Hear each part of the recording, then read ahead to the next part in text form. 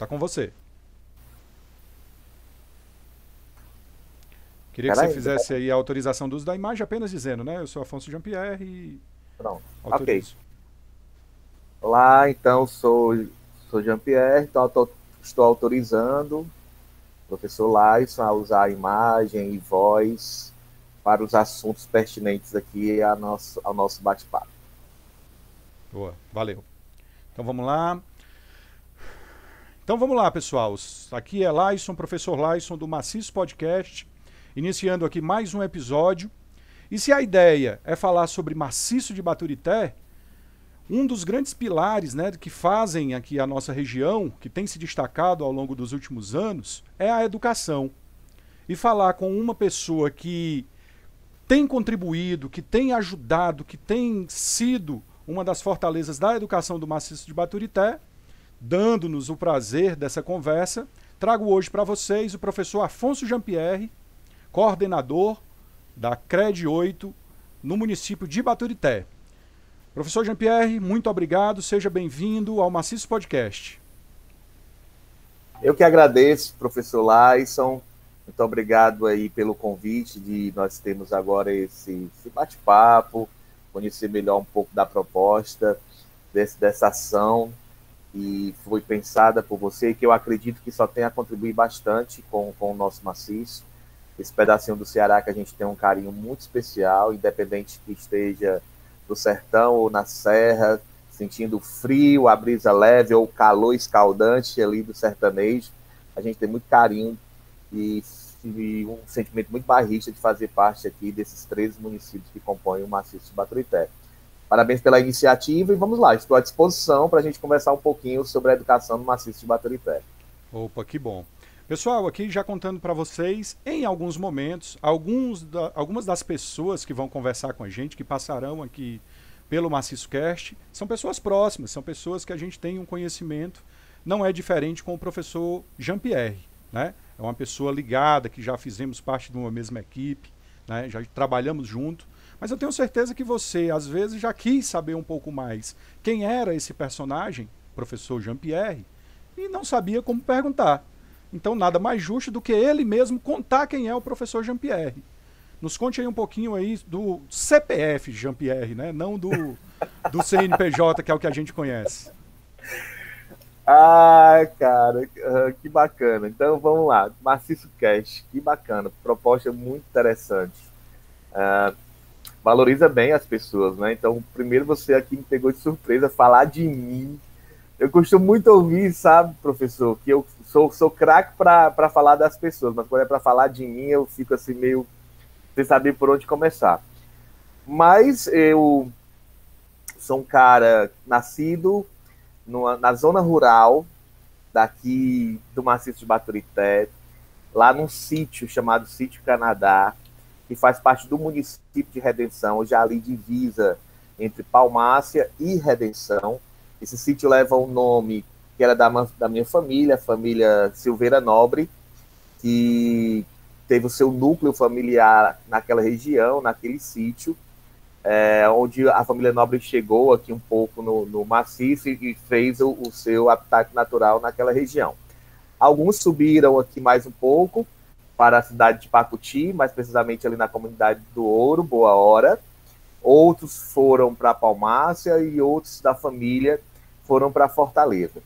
Eu, particularmente, né, nasci na própria comunidade, então, numa época, na década de 70, quando os partos naturais eram feitos por parteiras, nasci em casa, em cima da cama do meu pai e da minha mãe, então, numa comunidade muito simples, uma comunidade rural, onde residi até os meus 3 anos de idade. Com meus 3 anos de idade, naquela época, a educação não era algo para todos, não era privilégio de todos.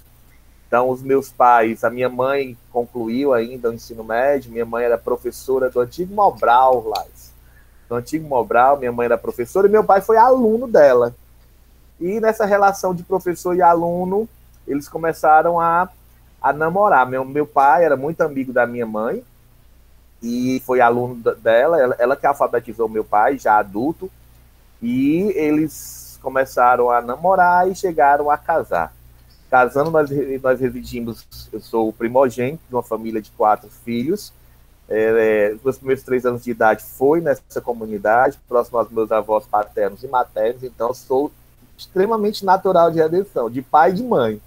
De pai e de mãe. Meus pais eram vizinhos, as famílias eram vizinhas.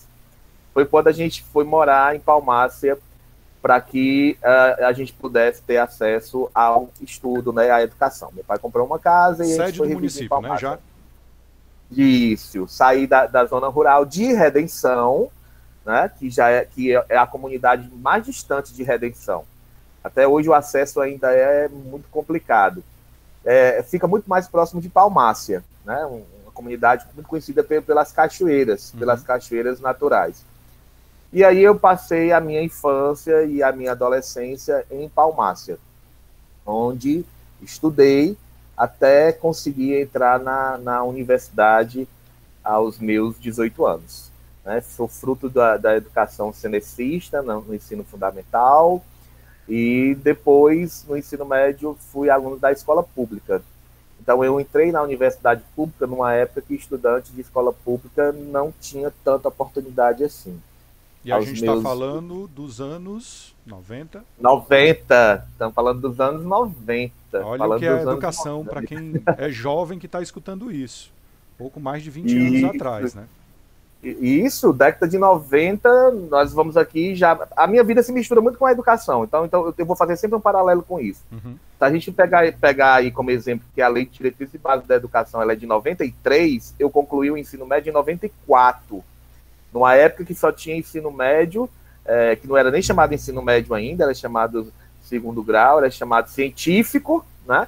Onde a gente concluía com muita dificuldade. Não tinha muito professor, não tinha professor formado, o ensino médio era noturno, faltava muita energia em Palmácia, então nem todo dia tinha aula, geralmente os professores não eram formados, eram professores que terminavam o quarto pedagógico e iam dar aula para nós. E aí eu fui o único na minha época, na geração da pessoa da minha idade, eu fui o único naquele ano de 1996, mais precisamente 96, que fiz o vestibular e passei o vestibular. Antes eu tinha tido uma experiência religiosa, fui ser monge carmelita descalço. Olha aí. Olha só que barato. Era muito ligado à renovação carismática católica, eu sou de uma família muito católica. Então, assim, essa minha intimidade com a oratória, eu devo muito ao meu trabalho na igreja, porque com 13 anos de idade eu já estava muito envolvido em grupos de oração. Então, assim, eu já coordenava grupos de jovens com 13, 14 anos de idade, já tinha 30, 40 jovens sob a minha responsabilidade. E isso me fez desenvolver habilidades que hoje são muito úteis na minha profissão. Aí eu tive uma experiência lá, tive uma experiência religiosa, fui ser monge carmelita descalço. Olha aí, uma das partes que eu não sabia da vida do professor Jean-Pierre. Isso, e aí eu não deu certo, não era bem aquilo. Não era a vocação. Quando eu retornei, quando eu retornei, e aí o que é que eu vou fazer da minha vida, né, um jovem de 18 anos, o que é que eu vou fazer da minha vida, aquela primeira crise existencial, né, e agora? Terminei o ensino médio, vou fazer o quê? E aí, o que me tinha para fazer era estudar. Então eu meti as caras, estudei, fiz um vestibular, passei, foi quando começou aí toda a minha trajetória na educação, e a universidade mudou totalmente a minha vida. E aí, quando eu terminei a faculdade, comecei em Baturité, depois eu fui para Fortaleza, concluí em Baturité. Não, comecei a faculdade em Baturité. Beleza. Ok. Em Baturité foi a primeira turma lá, isso foi a primeira turma da época que a universidade começou a chegar no interior. Os campos estavam começando a ser distribuídos nas cidades maiores. Isso. Né? Isso, então era o campus da UES. Na época, nós fazíamos vestibular assim lá, isso eram 4 dias de vestibular. Então eram 40 questões de algumas disciplinas e outras 80 questões. Nós começávamos a fazer o vestibular no domingo e terminávamos na quarta-feira. Era extremamente cansativo. Caramba. E naquela época a gente não tinha internet, não tinha celular, e a notícia só chegava pelo Diário do Nordeste no ano da Pinheiro. A gente vai falar sobre isso lá na frente. Pessoal, em algum momento a gente vai ter que explicar o que é o Pinheiro, o que é o jornal de papel, porque tem uma galera que escuta isso aqui que não faz nem ideia. Né? Jesus. A gente só sabia das notícias ou pelas ondas do rádio, ou, né, pela televisão, obviamente, já tinha televisão, mas assim, notícia escrita, né, fresquinha. Local era, não, tinha que ser noticiado do Nordeste pelo Pinheiro, que chegava lá em Palmares às 10h30 da manhã. Aqui 11h30. 11h30, meio-dia chegava o Pinheiro, caramba, né? Lá em Palmares chegava às 10h30. Que e na época foi muito interessante, porque um pivete de 18 anos não imaginava o feito que tinha acontecido na minha vida, né? Eu ser o único habitante da cidade de Palmares que tinha passado no vestibular. E para mim era muito natural, porque eu sempre gostei muito de estudar. Eu sempre fui o primeiro aluno da sala, né? Tinha o quadro de honra, então eu sempre era o melhor aluno. Aí eu vou contar um segredo aqui para vocês. Quando eu não tirava 10, tirava 9, mesmo morri de chorar. Eita, eu não chorava. Uma cobrança mesmo, minha mesmo. Então eu sempre assim, eu somava, eu sempre gostei muito de somar assim a qualidade ali das provas que eu fazia, a pontuação, sabe, Lais? Parece que a gente doido, mas era um hábito meu. E eu tinha direito a 40 pontos, né? No ano inteiro, somando os 4 períodos. E eu me cobrava que eu tinha que ter entre 35 e 40 pontos. Menos de 35 não rolava. Não rolava. Então, assim, era assim que eu fui educado. Não que meus pais me forçassem, mas era uma coisa muito natural minha. Eu sempre gostei muito. Hoje eu entendo algumas situações. Como na época eu estudava no colégio da Senec, e o colégio da Senec tinha um caráter meio que particular, eu não entendia o sacrifício que meus pais faziam, né? Então eu estudava com o filho do médico, eu estudava com o filho do comerciante, eu estudava com o filho de professor, eu estudava... Então, assim, a forma que eu encontrava de me sobressair socialmente era sendo o melhor aluno da escola. Então eu sempre ganhei todos os prêmios, todas as medalhas de ouro que você possa imaginar, na minha vida estudantil. E aí, com 18 anos, pivete, eu entrei na universidade. Então, eu fui aquele aluno muito aplicado. Terminei o fundamental com 14, ensino médio com 17, entrei na universidade com 18, concluí com 23. Então, eu fiz tudo bem direitinho, conforme manda o figurino. Em termos de educação, foi isso.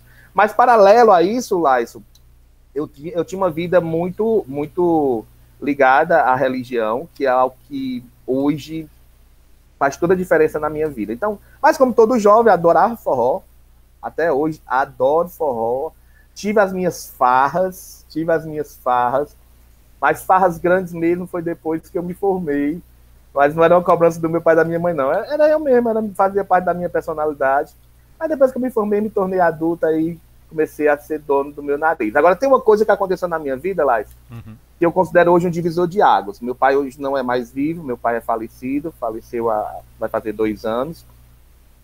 E ele era um cara que não era muito carinhoso, não. No sentido de abraço, de beijo, essas coisas. Mas ele era um super pai, no que diz respeito a dar condições. E ele fez uma coisa que na época me chocou muito. Ele trabalhava no antigo DERT, que hoje é SOP, né? Ele tinha um grupo que era chamado dos caçacos, que ajeitavam as estradas, né? Faziam ali toda a manutenção das estradas. E quando eu me formei, eu me lembro que a gente foi para a minha formatura, e quando terminou a missa de formatura e a colação de grau, ele estava trabalhando no Quixadá, ele veio para a minha colação de grau em Fortaleza. E quando ele terminou, a gente saiu para jantar, e quando terminou o jantar, ele bateu nas minhas costas e disse assim: até aqui eu fiz por você, a partir de agora é com você, eu cumpri minha missão. Agora é contigo. O que eu podia fazer por ti, eu fiz. Eu vou estar sempre do seu lado. Mas agora chegou a hora de você aprender a se virar, a crescer sozinho, a conquistar aí o seu espaço. Então, aquilo ali foi muito chocante para mim. Eu disse assim, e agora, cara? E agora? E agora? E agora? Mas foi muito sábio da parte dele. Foi aí que eu comecei a minha história com Pacuti, a minha história com a educação, que foi quando eu migrei de Palmácia para Pacuti trabalhando. Tinha aquela rivalidade, né, Elias? Eu jogava vôlei, então eu jogava muito vôlei, eu era esportista, jogava vôlei demais. E tinha uma rivalidade em Palmares e Pacuti. Não sei se você lembra desse detalhe. Vivenciei, sim. Tenho histórias para contar. Então, assim, o pessoal de Palmares não se dava com o pessoal de Pacuti, não. Mas meu pai era feirante lá, isso, com muito orgulho. Meu pai, além de trabalhar no Estado, né, ser funcionário público, aos domingos ele vinha para a feira aqui em Pacuti. E eu, pivete, vinha com ele aos domingos. Então, Pacuti, para mim, era sinônimo de feira. Era sinônimo de ir lá na igreja e pegar aquela águazinha benta que ficava, a gente se benzia naquela água benta, muito frio, e comia pumpunha. Pumpunha era cara de Pacuti, e tangerina. Então, a minha relação com o Pacuti também veio da infância e da adolescência, mas era uma relação não muito amistosa, porque tinha muito mais rivalidades, né? Até eu encontrar aí a dona Flávia Ingrid Vieira Penaforte, das curvas de Pacuti. Na época ela trabalhava em Palmares e eu trabalhava em Pacuti. Ela de Pacuti ia para Palmares e eu de Palmares ia para Pacuti. Cruzavam caminhos. Isso. E aí eu buzinava lá. Eu buzinava na motinha, uma motinha, né? Uma 125, e ela ia num palio azul. Até que um dia ela precisou de mim, um favor.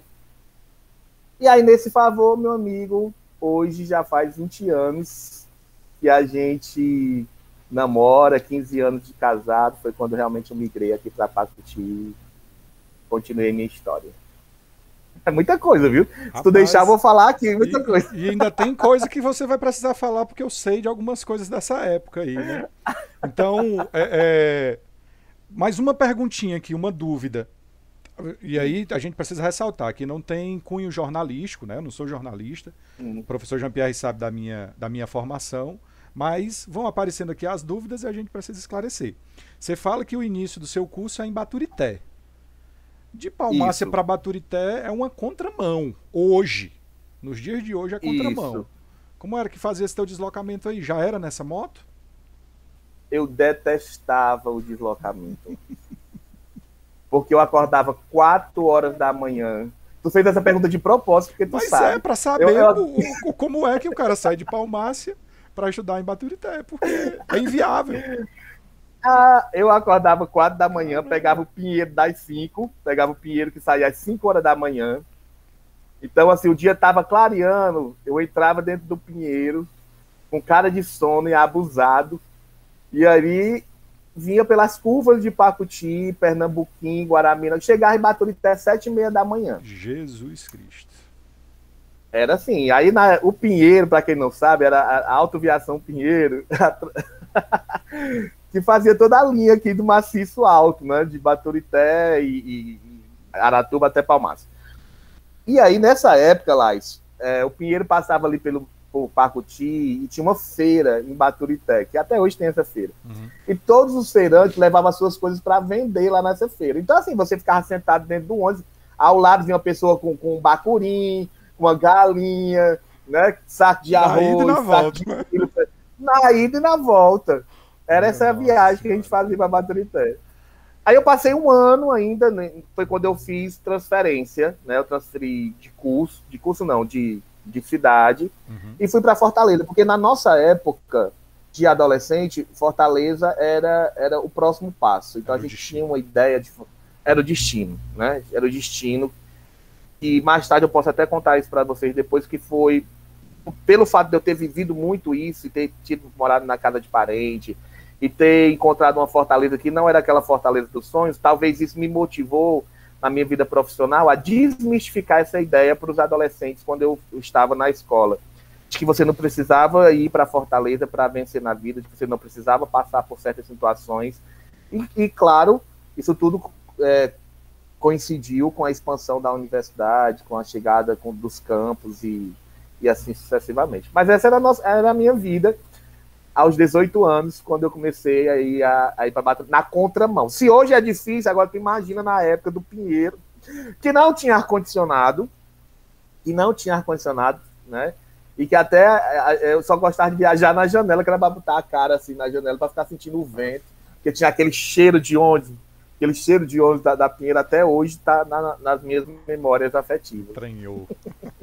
E aí, a ideia é apresentar o maciço para quem está escutando isso aqui, para quem vai escutar isso aqui algum dia, a gente não sabe quando. Hoje, numa Sim. modernidade em que a gente vive, a gente está falando de uma viagem de 25 quilômetros de Palmácia para Pacuti, e depois mais 25, não, até um pouco mais, porque via Pernambuquinho. Dá uma volta para poder chegar em Guaramiranga. Pessoal, é sinuoso, né? Existe uma lenda que fala que de Palmácia para Pacuti são 366 curvas. Então você imagina o que era encarar essa viagem de mais de 50 quilômetros para ir para a universidade. Então, eu acho que a gente já deixa aqui um primeiro exemplo, né? Dadas as comodidades que existem hoje. Dadas sem as celular, facilidades. E comunicação zero.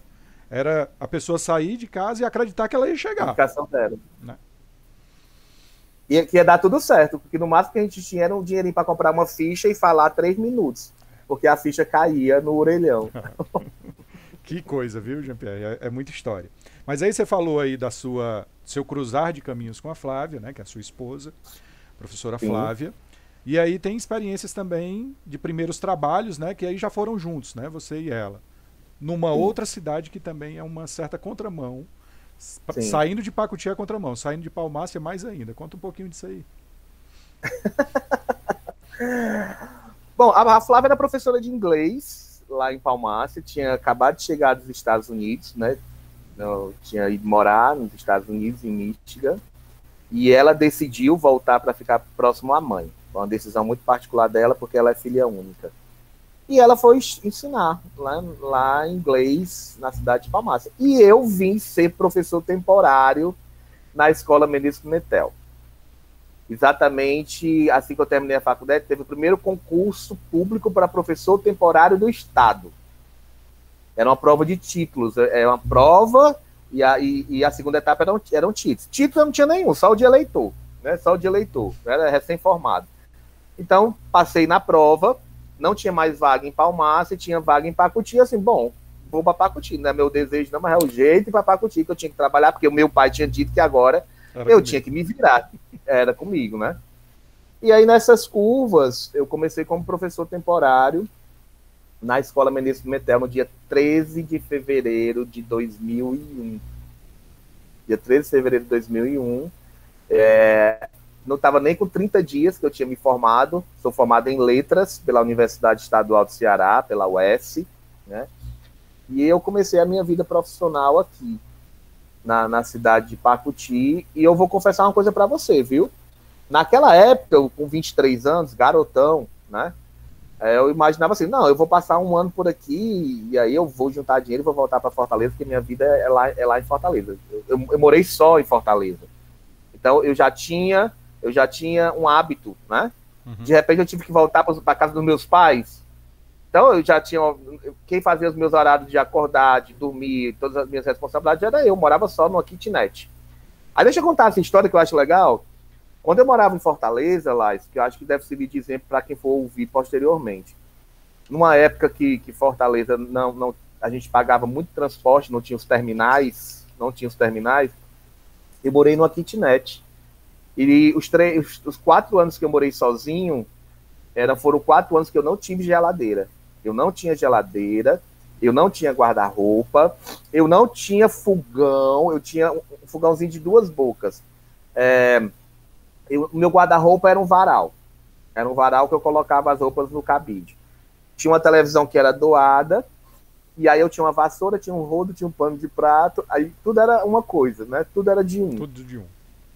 E uma rede, um ventilador e um microsystem. Para quem não sabe o que é um microsystem, é um som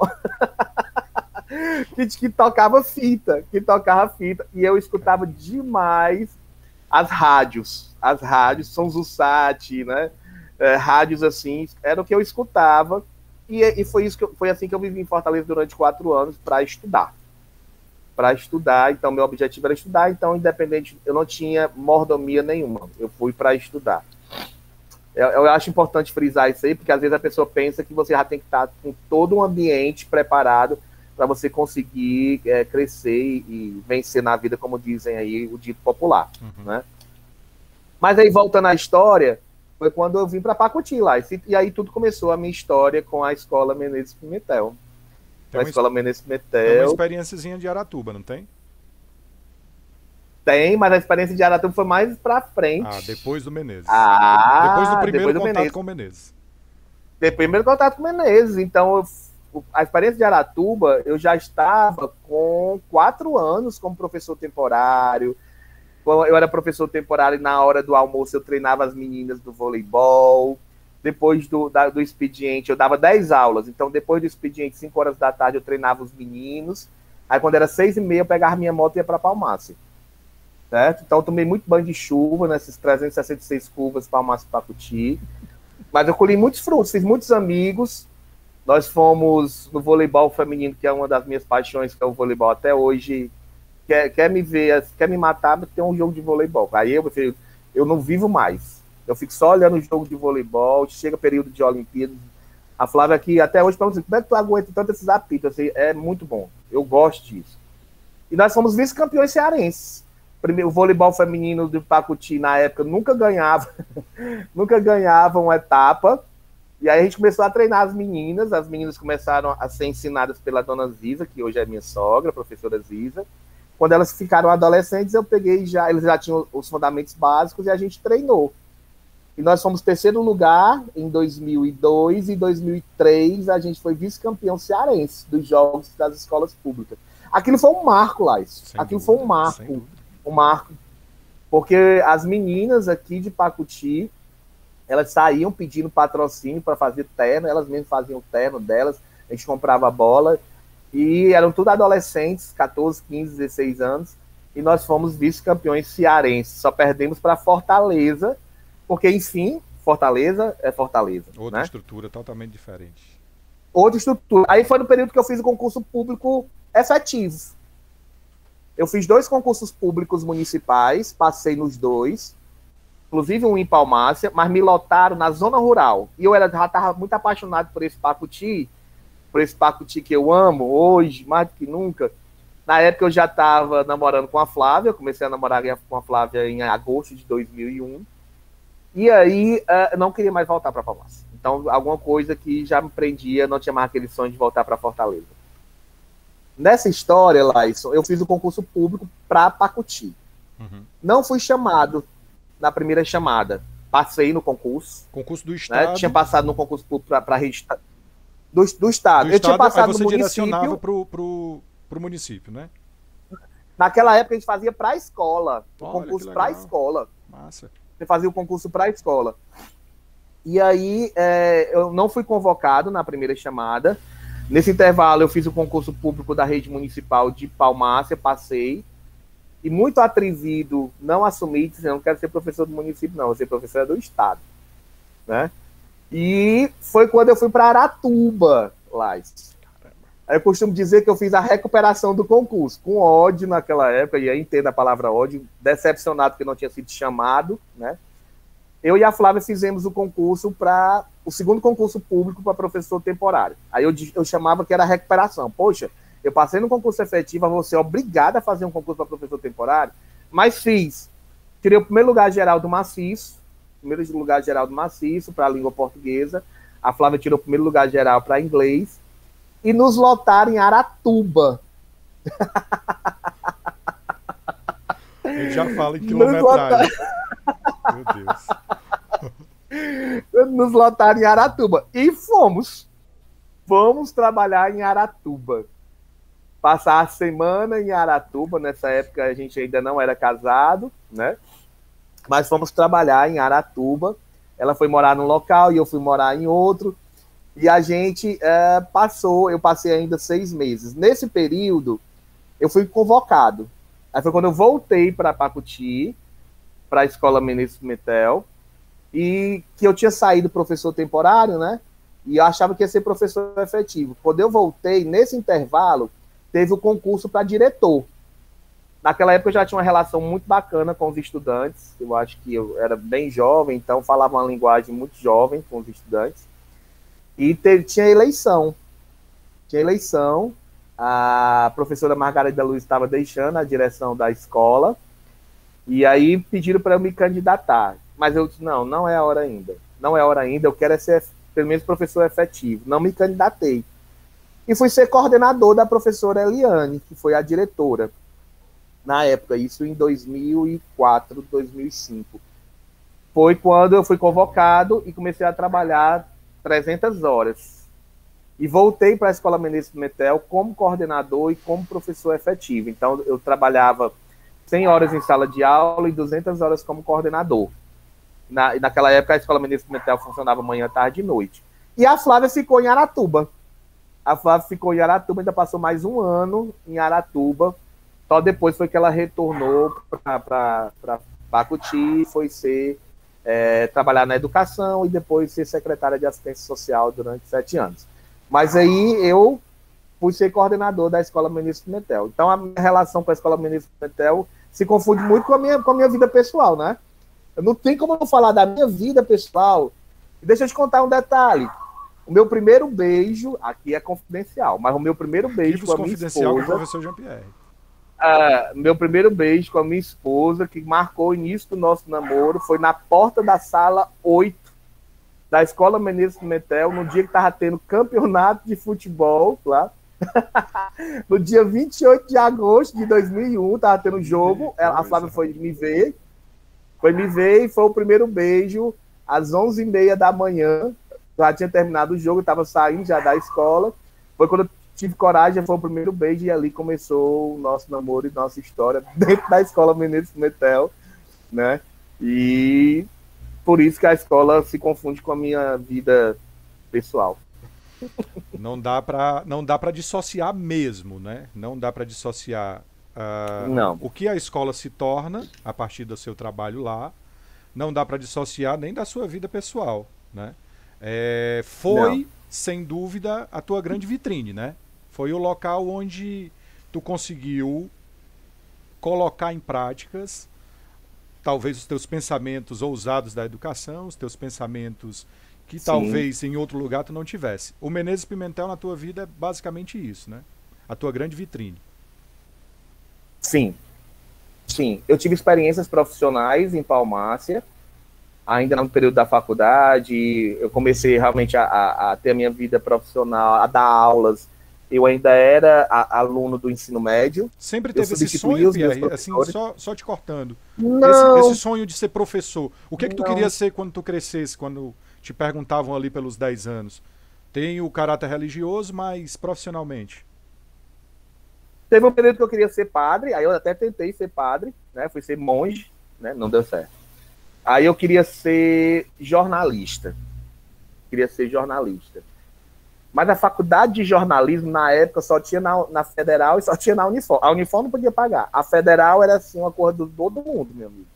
Era na época de um vestibular. Era um vestibular que era... Tu é doido?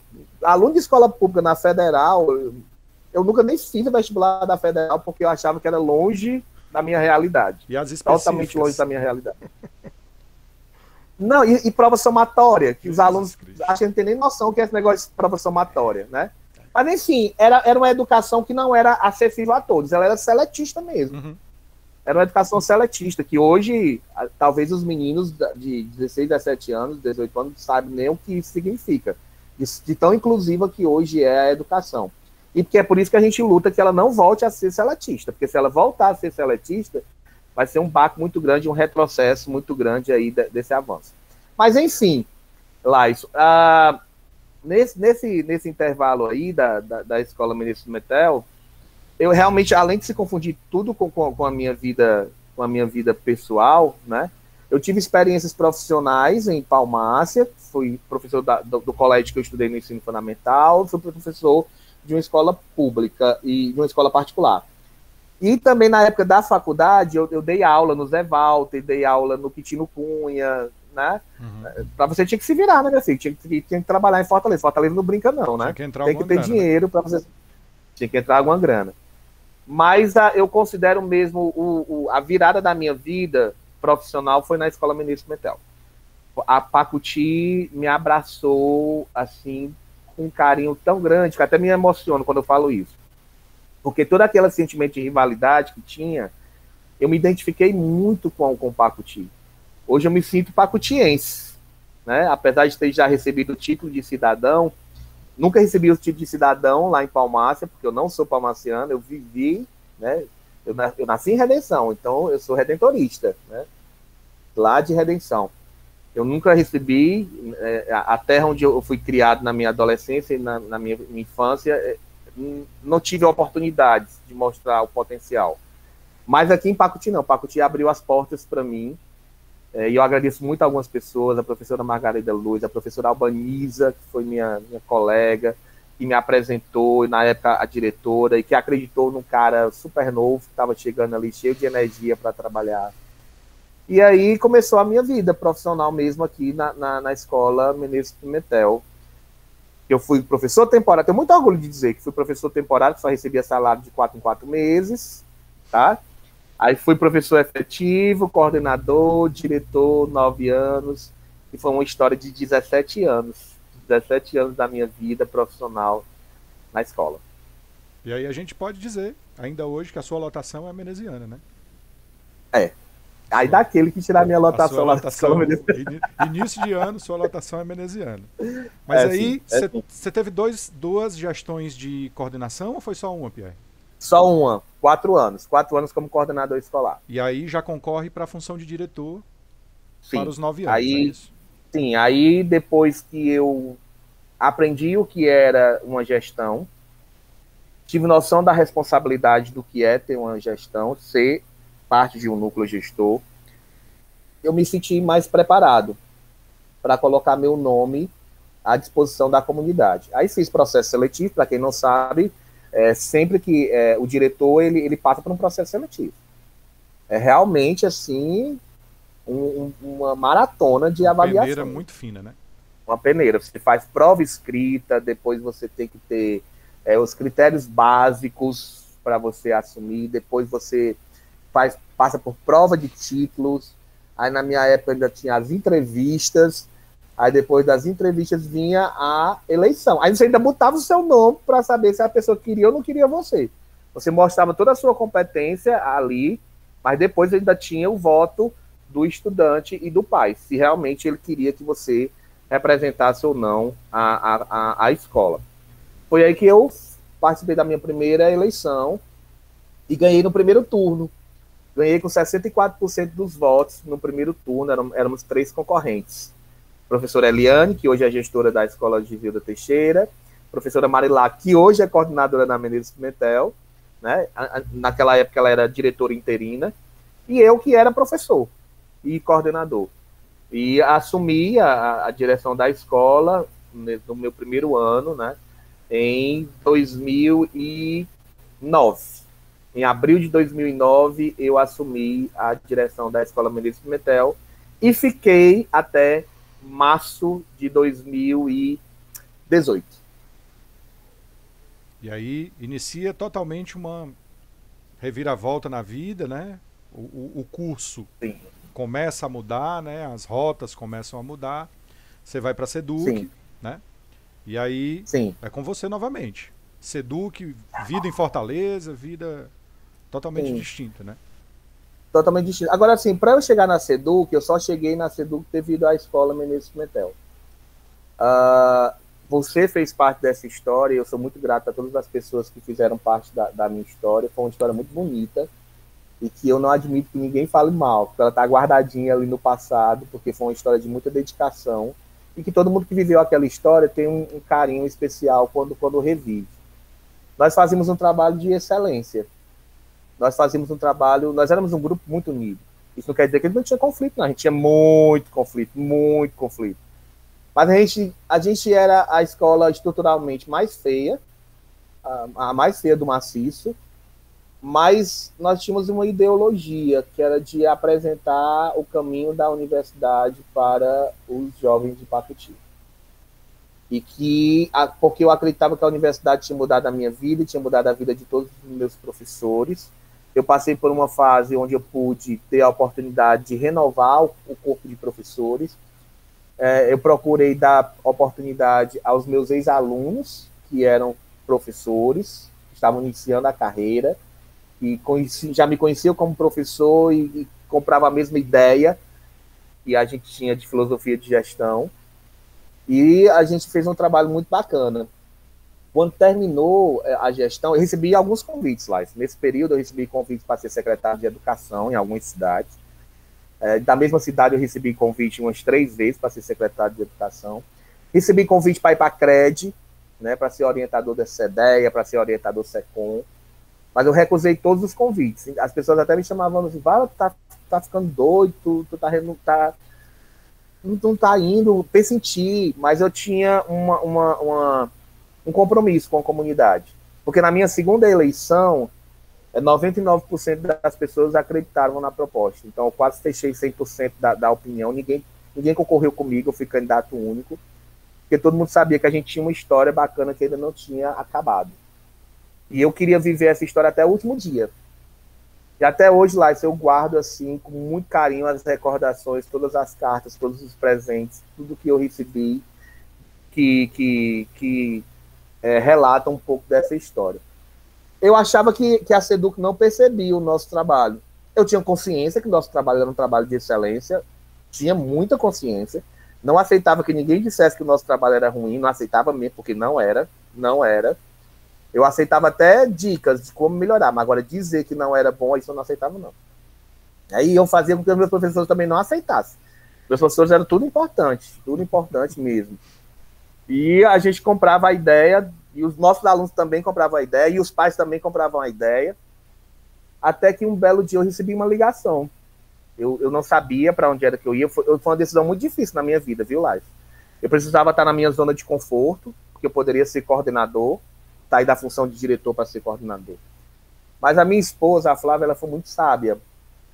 E ela dizia assim, Jean-Pierre, está na hora de você procurar outros rumos. E eu disse, não, mas o Menezes é a minha vida. O Menezes é a minha vida, né? E ela dizia, não, era mas até uma concorrente da Flávia, né? Era a concorrente. Era a outra. Era a outra. Alguns relatos ela passou aí pra gente. Era assim. Era doação mesmo, viu, Lázaro? Doação mesmo. Entrega mesmo. Eu não horário, vivia... corpo, alma, mente. Tudo, mente, entrega. Eu vivia o Menezes Pimentel 24 horas, 7 dias na semana. Se fosse pra estar de madrugada com os meninos, eu tava. A única coisa que eu não fiz com os meninos foi levar eles para passeio de praia no final do ano, de término de curso. Isso aí eu não fazia, não. Agora, quando era para estudar, meu filho, até para Sobral eu ia com os meninos. Se fosse para ir para qualquer canto, aula de eu botava esses meninos, aula, tudo que você possa imaginar. Né? Aula de sábado, só faltou aula de madrugada, porque também já era demais. Mas, assim, isso aí a gente fez. E aí foi quando eu recebi uma ligação do professor Rogers. O professor Rogers era secretário executivo na época, e ele passou uma mensagem para mim, eu estava acordando, e na mensagem dizia o seguinte, perguntava, se apresentava, que era o professor Rogers, e queria saber quando era que eu ia a Fortaleza, que quando eu fosse a Fortaleza, para ir até a SEDUC conversar com ele. Aí eu peguei e disse assim, e aí respondi, disse que era, eu não tinha nenhuma viagem prevista, mas tinha acabado de prever uma. Era só ele dizer o dia e o horário que eu ia lá.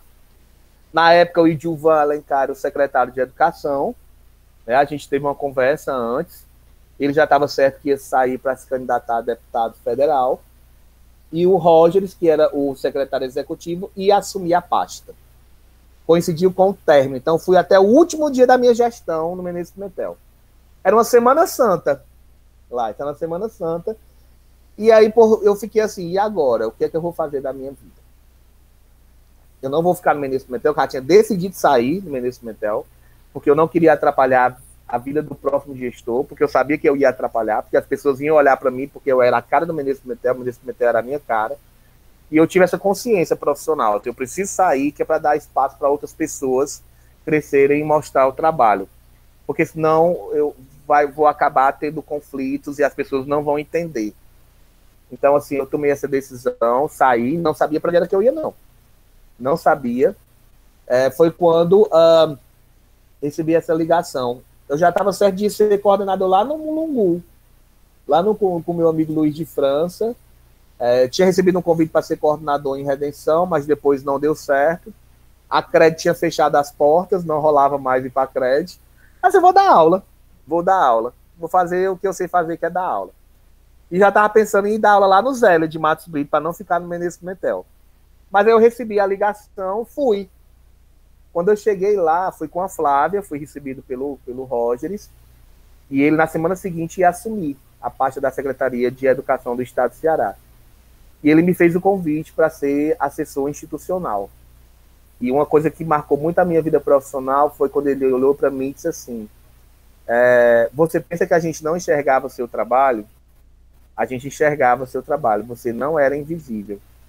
E aí nós ficávamos impressionados como é que vocês conseguiam resultados sendo uma escola lá do interior, uma escola regular, e ter resultados tão bons quanto escolas de educação profissional. Eu acompanhei o seu trabalho de longe, e agora eu quero lhe fazer um convite para vir ser meu assessor institucional de gabinete. Cara, Laison, meu amigo, as lágrimas começaram... Eu sou muito chorão. Agora você como as lágrimas, eu era muito chorão. E eu comecei a chorar, e eu disse assim, meu Deus, alguém enxergava. Então, tudo que a gente fazia tinha um sentido. Uhum. Valeu muito a pena. Valeu muito a pena. E aí eu fui, amigo. Fui para a Seduc. Aí tu pergunta assim, tu foi morar onde? Sabia não onde era que eu ia morar, não. Peguei um carro. Meu pai emprestou o carro dele. Eu só tinha um carro na época. Deixei um carro com a Flávia. Eu disse, Flávia, e agora? E a Flávia foi a esposa, né? Ela disse assim, vá. Vá que eu seguro a onda, né? E aí eu fui. Botei as coisas dentro do carro, não sabia onde era que eu ia dormir. Na primeira noite já não tinha mais endereço. Não sabia onde era que eu ia ficar, não sabia onde era que eu fiquei, eu só sabia que eu estava indo trabalhar na Seduc.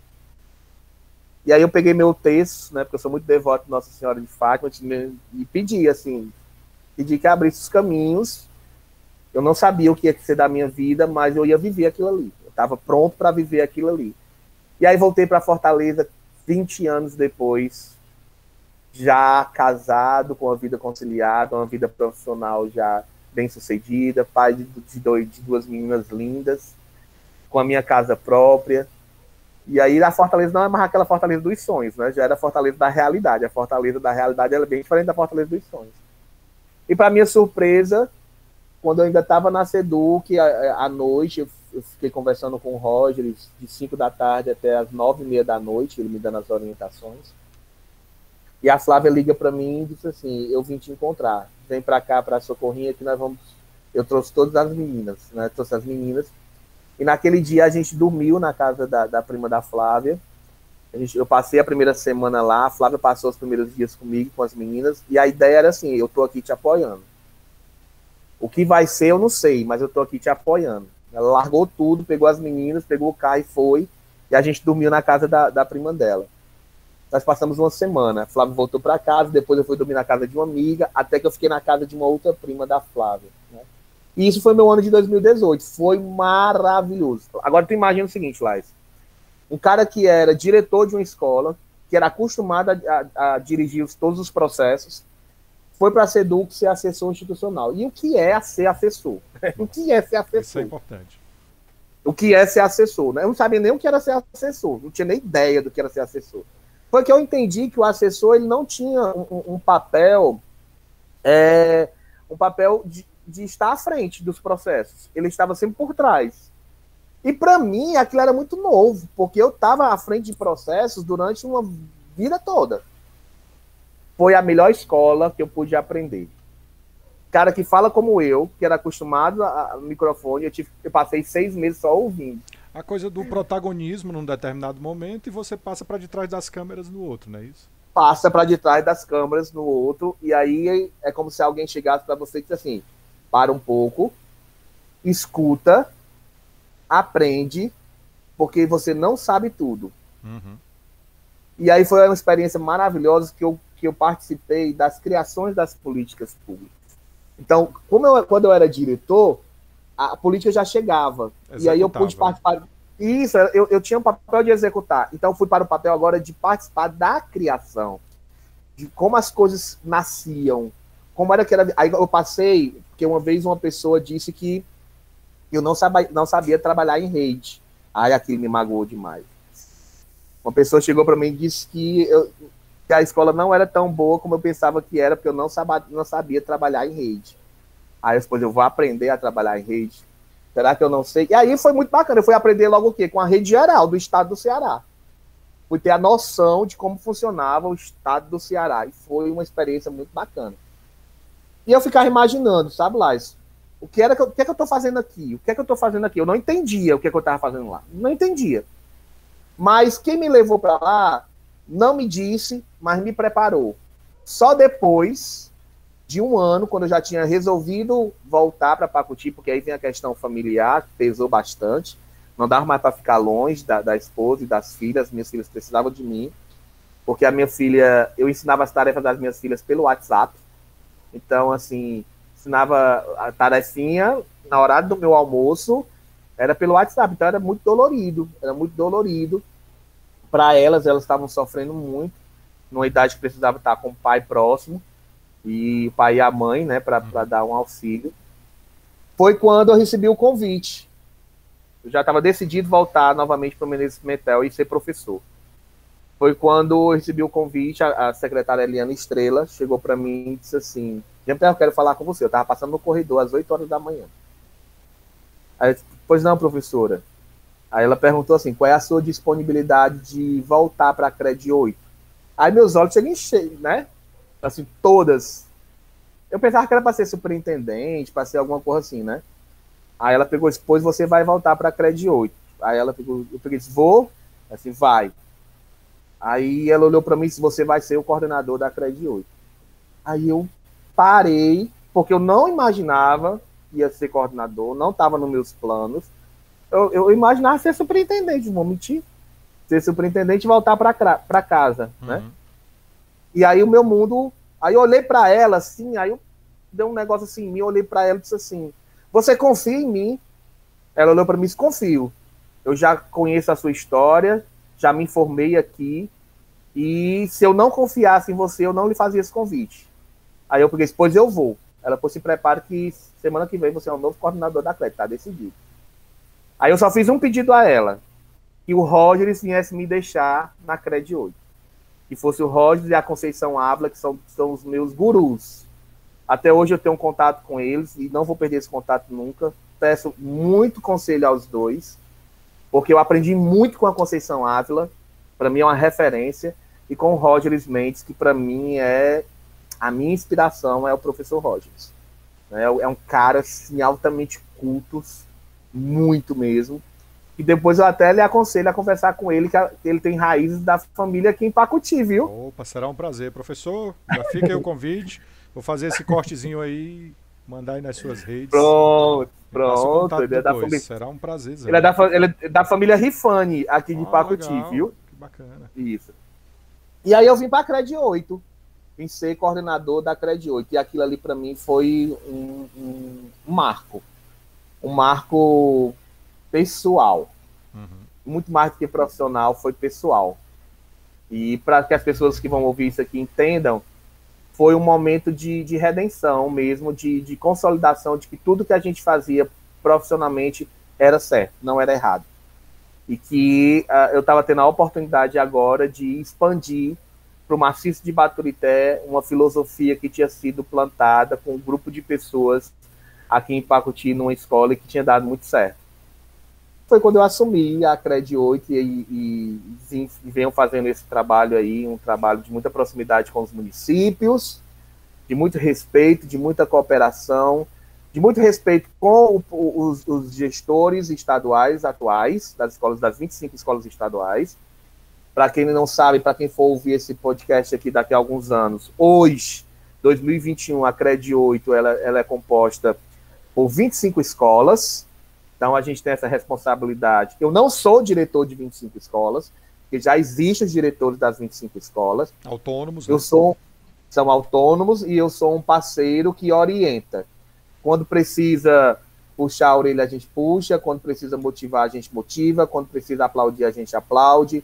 Quando precisa usar um pouco da hierarquia, a gente usa. Mas a gente passa uma imagem de muita parceria, de estar a serviço das escolas, que é lá onde as coisas realmente acontecem. Nós que exercemos hoje funções administrativas, eu sempre digo muito para a minha equipe, né, uma equipe que está em construção. As funções administrativas só têm sentido quando reverberam no resultado positivo lá na escola. É preciso respeitar o que a escola pensa, e respeitar o que a escola pensa não é deixar ela fazer o que ela quer, não. É orientar para que ela faça o que tem que ser feito na forma correta. E respeitar a autonomia, e aí a autonomia no sentido de dar uma cara às políticas públicas, porque elas não são isoladas, elas fazem parte de uma rede, e aí elas têm a autonomia de dar uma cara, e eu sou muito a favor disso, que deixe uma marca pessoal, que dê uma cara, e que quando a gente percebe que a escola não está indo por um caminho que a gente julga e entende ser o adequado naquele momento, a gente conversa. Sempre no diálogo, muito próximo, porque são meus colegas, o dia desse nós estamos sendo diretores todo mundo junto, e eu acredito que eles têm essa confiança e essa proximidade. Então hoje a CRED, ela deixa de ser a dona CRED madrasta e passa a ser uma dona CRED irmã, uma irmã parceira, fraternal, mesmo no sentido de apoiar. E aí nós estamos conseguindo aí uma coisa, eu tenho um sonho, eu tenho um desejo para o Maciço, que é integralizar o máximo possível de escolas, porque eu acredito hoje muito na política de escola de tempo integral. Quanto mais tempo os alunos estiverem na escola, melhor. E aí nós estamos nessa batalha de equipar as nossas escolas, reformar as nossas escolas, dar condições para os nossos gestores trabalharem, junto, claro, com a SEDUC, porque a CRED ela não é isolada, ela faz parte de uma rede. Hoje, a CRED ela é importante, Lais, porque a política de governo do Estado, hoje, ela tem o coordenador da CRED, ele só está um patamar abaixo, que é dos secretários. Então, assim, a mesma hierarquia que tem com os coordenadores da SEDUC e os coordenadores de CRED tem. Então, hoje nós somos os representantes do governo do Estado na região. Então, eu sou, enquanto coordenador de CRED, eu sou a SEDUC, na região do Maciço de Baturité. E como sendo SEDUC, temos toda a autonomia para agir como SEDUC com muita responsabilidade. Claro, orientado pela secretária de Educação e os secretários executivos, mas também com essa autonomia de ser o gerente, né, o motivador da educação pública no Maciço. E aí a gente trabalha com cooperação com os municípios também.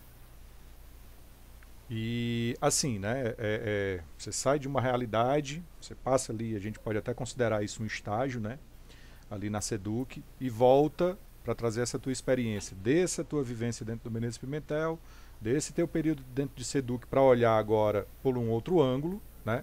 Sim. No momento você está sentado de um lado das cadeiras, no momento você está sentado do outro lado das cadeiras, e chega para gerir isso aqui, a CRED, sim, a coordenadoria dos 13 municípios, né, das 25 escolas, para desempenhar um papel totalmente diferente. A gente sabe da política pública que é defendida pelo governo do Estado, né? A gente sabe do zelo, do carinho que ele tem. A gente até vai falar um pouco mais das escolas de tempo integral daqui a pouco, que são conquistas, né? Mas aí, ao mesmo tempo, também o problema aumenta pra caramba, não é isso? Como é que tá? Como é que tu sente a educação do Maciço hoje, Pierre? Laison, o Maciço de Baturité, eu vou falar aqui algo, vou ser bem franco para você, tá? Eu vou falar primeiro em relação às redes municipais e depois eu chego na rede estadual. Deixando todo o sentimentalismo de lado, todo o sentimento bairrista, a gente precisa ser muito sincero. A educação pública do Maciço de Baturité, ela está numa crescente, mas em comparação até 2019, né, eu vou falar até 2019, que era antes da pandemia, tá? Falando assim, muito sinceramente, o Maciço de Baturité, nas séries, no ensino fundamental, ele já tinha um resultado adequado, no que diz respeito à alfabetização das crianças, porém, ela nunca foi a região com melhor resultado do estado do Ceará. O Maciço de Baturité, no ranking, né, no ranqueamento das 23 regionais do estado do Ceará, sempre estava na 20ª ou 22ª ou 21ª posição.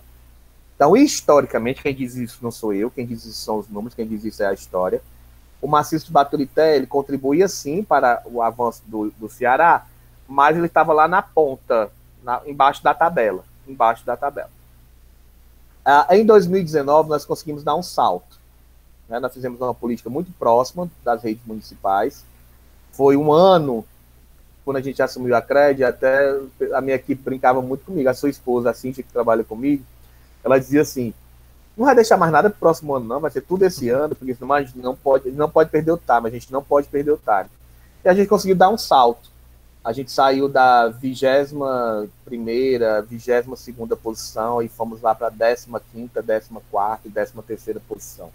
Então a gente já estava numa crescente, né? Em termos de estado, das escolas estaduais, o cenário é muito parecido, muito parecido. Nós não éramos uma regional, né? Uma regional, e tinha resultados tão significativos quanto outras regionais. O Ceará, até 2019, tinha uma política de metas. O estado do Ceará dava uma meta para a CRED e a CRED dava umas metas para a escola, né? Para as escolas. Nós fazíamos todo um ritual. E me deram uma meta, né, que eu tinha que saltar do 3.12 por 4.1. Quem é da educação sabe que é um crescimento assim fora do normal. Você crescer com um ponto, né, no intervalo de um ano, né? Uhum. Porque a CRED estava um pouquinho atrás. E aí eu recebi esse desafio. Para quem me conhece sabe que eu, como bom esportista que eu sou e jogador que eu era, nunca gostei de perder. Nunca gostei de perder. Sou muito competitivo, muito competitivo. E muito vaidoso. E eu estimulo essa vaidade nas pessoas. Né? Essa competição nas pessoas. Além, não sei, né? Se é defeito. Eu não sei se é defeito, se é qualidade, eu não sei. Mas eu estimulo, com respeito, claro. Uhum. Não é passando por cima de ninguém, não. E o fato, Lais, é que a gente conseguiu bater a meta e a gente ficou com 4.3. A meta era 4.1, a gente conseguiu 4.3. Então, assim, foi muito bacana. A gente deu um salto na rede estadual. A gente ficou entre as 10 melhores regionais, saiu lá das últimas posições para as 10 melhores regionais. E aí a nossa meta era ficar entre o pódio, né? Eu queria a medalha de bronze, de prata ou de ouro, né? Para mim, tinha que medalhar. Tinha que estar no pódio. Mas aí tinha que estar no pódio. Mas aí veio a pandemia. Veio a pandemia, e aí com a pandemia o cenário deu realmente uma piorada. Você como professor, eu como professor, nós sabemos muito bem disso. E qualquer leigo, quando for estudar essa parte da história, vai perceber assim, os prejuízos que foram causados a nível social, e a educação foi um dos setores mais prejudicados. Porque nós não defendíamos uma escola à distância. Né? Nós não defendíamos isso. Não foi isso. Não existe. Nós não aprendemos isso na academia. A academia não nos ensinou isso. Né? Quando a gente disse que nós não fomos e não estávamos preparados, nós não tínhamos subsídio nenhum. Foi quando nós conhecemos essa escola remota, que hoje ainda ela faz parte da nossa realidade, mas eu estou vendo já o fim dela acabar, se Deus quiser, porque eu espero que ela acabe o mais rápido possível. Vai deixar alguns legados interessantes, né? Vai deixar muitos legados interessantes, mas ela não é a escola que a gente defende. O cenário hoje na educação do Maciço de Baturité é preocupante, muito preocupante, porque, só para você ter ideia, nós fizemos uma avaliação de impacto, não só na rede estadual, mas na rede municipal, e hoje eu tenho, a cada 10 crianças no Maciço de Baturité, eu tenho 5 crianças que não sabem distinguir uma letra de um símbolo. Para nós que estamos acostumados a alfabetizar as crianças na idade certa e ter crianças fluentes, leitoras fluentes, com 6, 7 anos de idade, você hoje tem uma criança com 8, 9 anos de idade sem saber ler e escrever, isso não é culpa dos professores, isso não é culpa do sistema, isso não é culpa do esforço, foi porque as desigualdades sociais mesmo ficaram muito aparentes. Nós descobrimos que nós não éramos só pobres, não, nós éramos miseráveis mesmo, nós éramos muito pobres, paupérrimos, né?